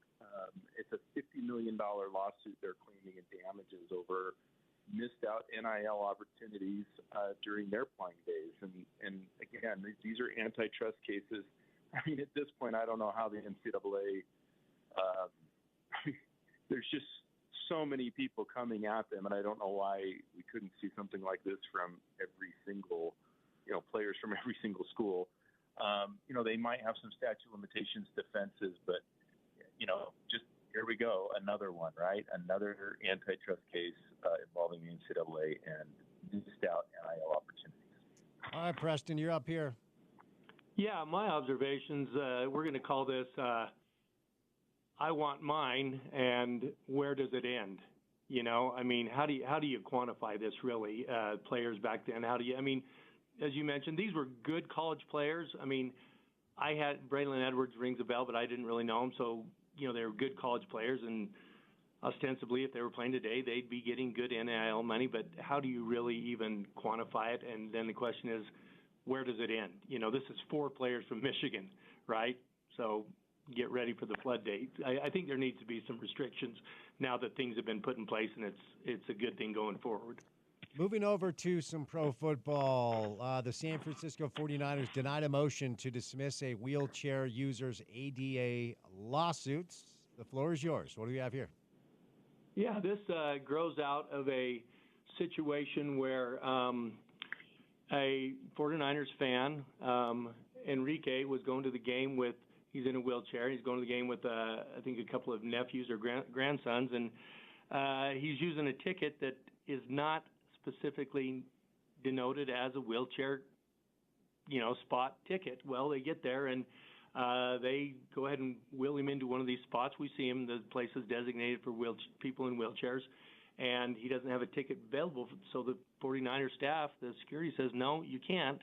You have a ticket for this place. And so things kind of get going and everything, and ultimately there's inconveniences, and he's not allowed to sit there, and the grandsons kind of carry him to the seat that he's sitting in. There are restroom issues where he can't get into the restroom and all this, so it results in a lawsuit against the 49ers, and I suspect the stadium under the American Disabilities Act, saying that they need to accommodate this, and the 49ers respond to the lawsuit saying, hey, we want everyone to have a great experience, and there are designated areas where you can get these tickets, but we think the law's on our side here, and that we've complied with it, and this ticket didn't allow for it, and so they filed what's called a motion to dismiss. We hear about that all the time, where a lawsuit gets going.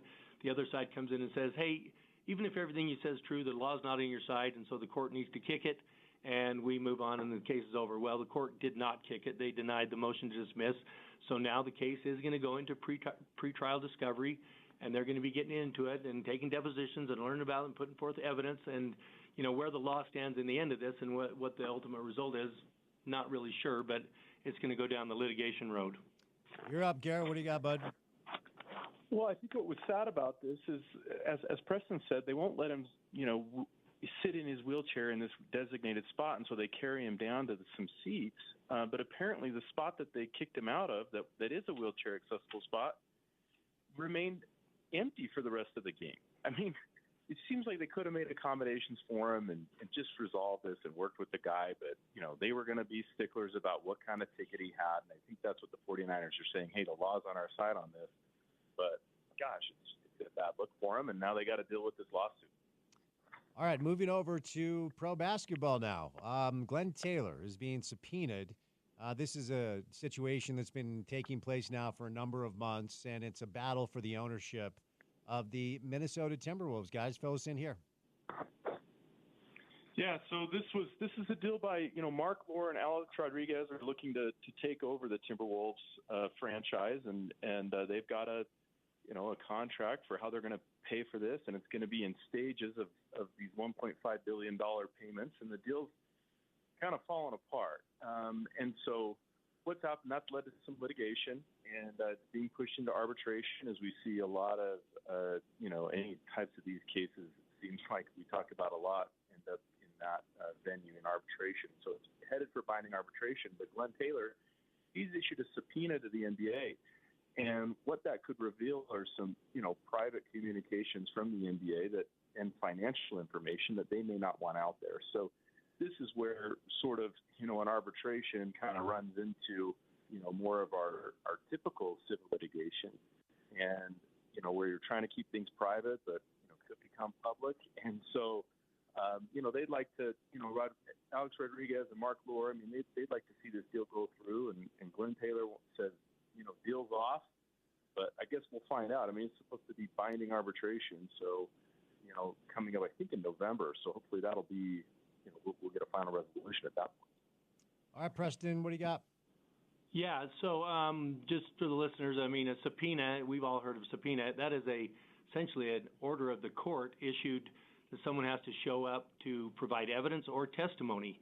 And so that's sitting there. I think what we'll see is we hear about it, it's called a motion to quash. I bet the NBA inserts itself in here and files a motion to quash and sets forth the reason why they believe that a representative of the NBA needs to be deposed or provide evidence. I think Adam Silver made a funny statement. He says the NBA has no role in this matter, and he says it's pencils down at the league office.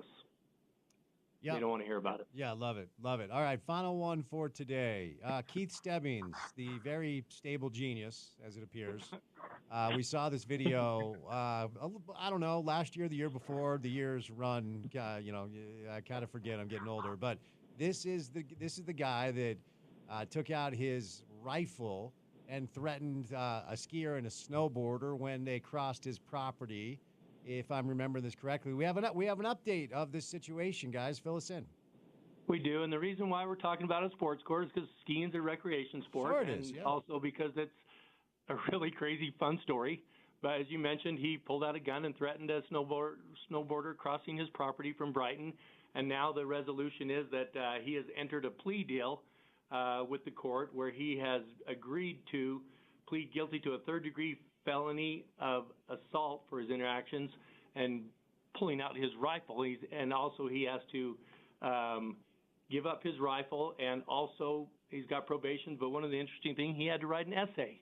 And his essay, kind of the key term is he said, he kind of goes, well, I claimed I didn't brandish my rifle. It wasn't loaded or anything like that, and I didn't, but the statute basically says exhibited a rifle, and he did do that, and he comes to terms with that and basically says, yeah, I was threatening, and I guess by terms of the statute or the ordinance, I was exhibiting this rifle. So he wrote a nice little essay. That's part of his punishment. We don't see that very much.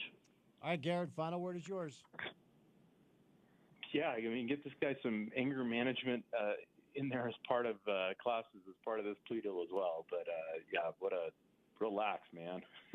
Yeah, that was an anxiety-inducing video for sure. All right, before I set you loose, for any of our listeners who have legal questions, how can they get a hold of you over at Handy and Handy?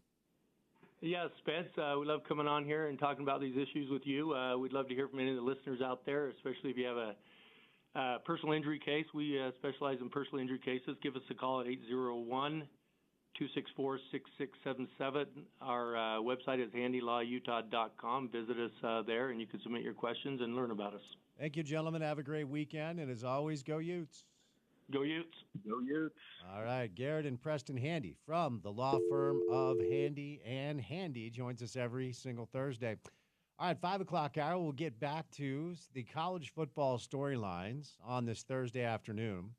Leading into your weekend, it actually gets rolling with a really fun Friday night game. Don't forget, we have Thursday night football tonight on this little old radio station. We have the Patriots and the Jets live from MetLife or JetLife Stadium. The Jets are a 6-point favorite there.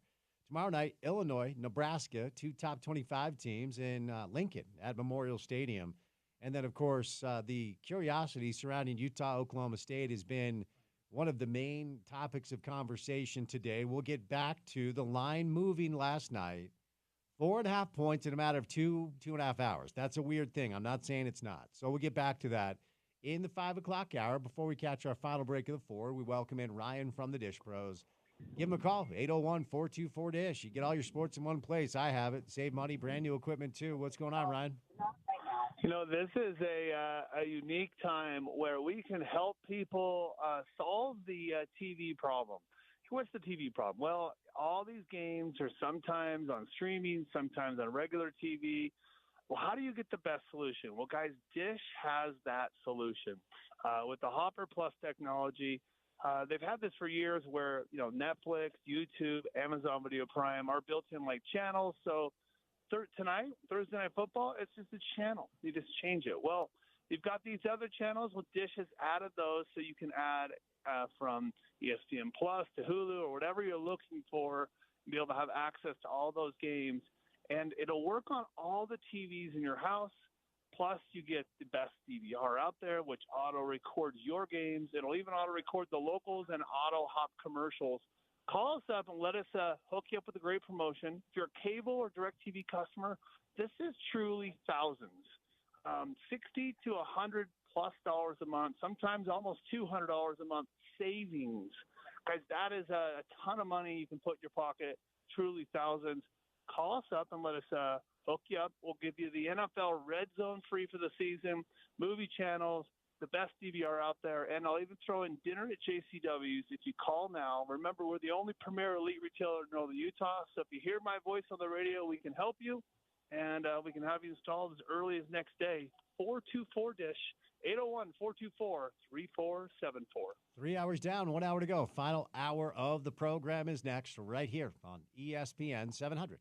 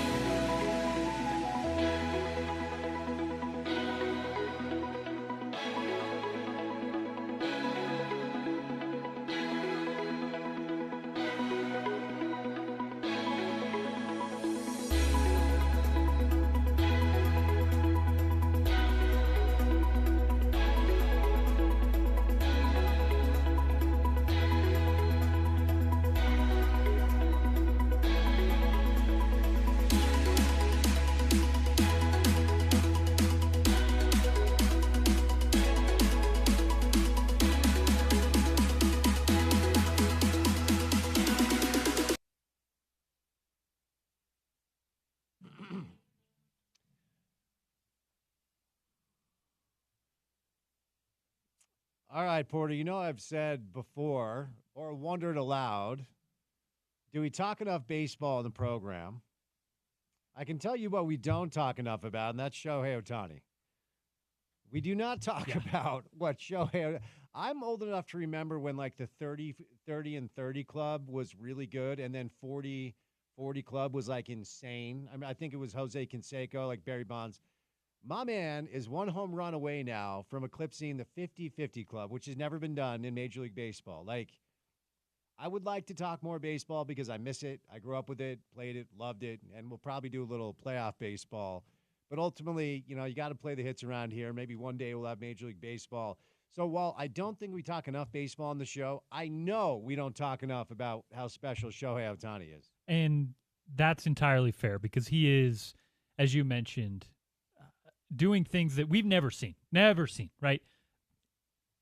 Go back to all the big names in baseball you've heard. We haven't seen it. We talk about LeBron and what he does. We haven't seen that, but we've seen parts of it with Michael and with Magic and with other guys. Shohei is, and baseball is a different sport. You have different skill sets, and it's not the athletic feat that you see from a LeBron or a football player. But man, what he is able to do night in and night out, every time he pitches, every time he's up to bat, it is remarkable, and it is one of the cooler stories in baseball in recent memory. And yeah, to give like a basketball fan an idea of what 50-50 means, that would be like shooting 98, 95, 95 instead of the 90-90 club or whatever in basketball in shooting from distance in the free throw line. It's absurd. It's almost unbelievable and really, really fun to watch. My New York football Jets coming up next, Thursday Night Football from MetLife or Jet Life Stadium, as they say. My New York football Jets, quarterbacked by my guy Throw Rogan, are a 6.5-point favorite over the Patriots. Over under 38.5. So we have a little NFL football coming your way up on the other side. But Porter, before we get out of here, weekend time tomorrow. How are we getting our listeners' weekend started out the right way? Yeah, of course, on a Friday, we will look ahead to the weekend and recap the week that was. RSL, of course, got a win on Wednesday. We'll chat with Pablo Mastroeni to recap that, and then it's all college football from then. Spence. Jason Batakiao covers the Utes for the Tribune. He stops by in the 3 o'clock hour. Our Friday staple, Chris Kamrani, stops by the program. Max Brown stops by the program, and we may hear from a certain particular quarterback that might join OC in the morning. You want to give me a better hint than that, or? Well, hopefully Cam Rising does the show with OC, and then we'll maybe play that back. Oh, I see. I thought you meant maybe for once we were getting Cam on our show. We do need to do that, but I don't know the deal there. I don't know if Cam's playing or if he's doing OC's show tomorrow. So I guess we'll just have to wait in bated breath. So to be clear, Cam is not filling in for OC to do the 3 hours in the midday. If he is, I'm going to go ahead and assume he's not playing on Saturday. Is that fair? If he does the whole show tomorrow. So that's a tease. You're going to have to tune in to Sean's show to see if Cam does 3 hours of radio. That'll indicate that he will not play on Saturday. Let's be clear. No idea whether or not he's playing, operating off the knowledge I have, which is he should be good to go. Anyway, we'll say goodnight. Special thank you to Robert Turbin, as well as Aaron Roderick, Gordon Monson, and Craig Bowlerjack for any of the sound you missed from the show today. Head on over to our website. It's ESPN700sports.com. Download our mobile app and take us on the go. It's the ESPN 700 app available in the App Store or the Google Play Store as well. Then finally, for what we do in our space for 4 hours every afternoon, check out our podcast page. It's called The Drive with Spence Checketts, and that's available wherever you get your shows. Subscribe, rate, review, say nice things, give us all the stars. It helps. He's Porter. I'm Spence. Saying goodnight. Enjoy some Thursday night football live from Jet Life Stadium. And we'll talk to you tomorrow on a Friday Drive. As always, you can find it right here on ESPN 700.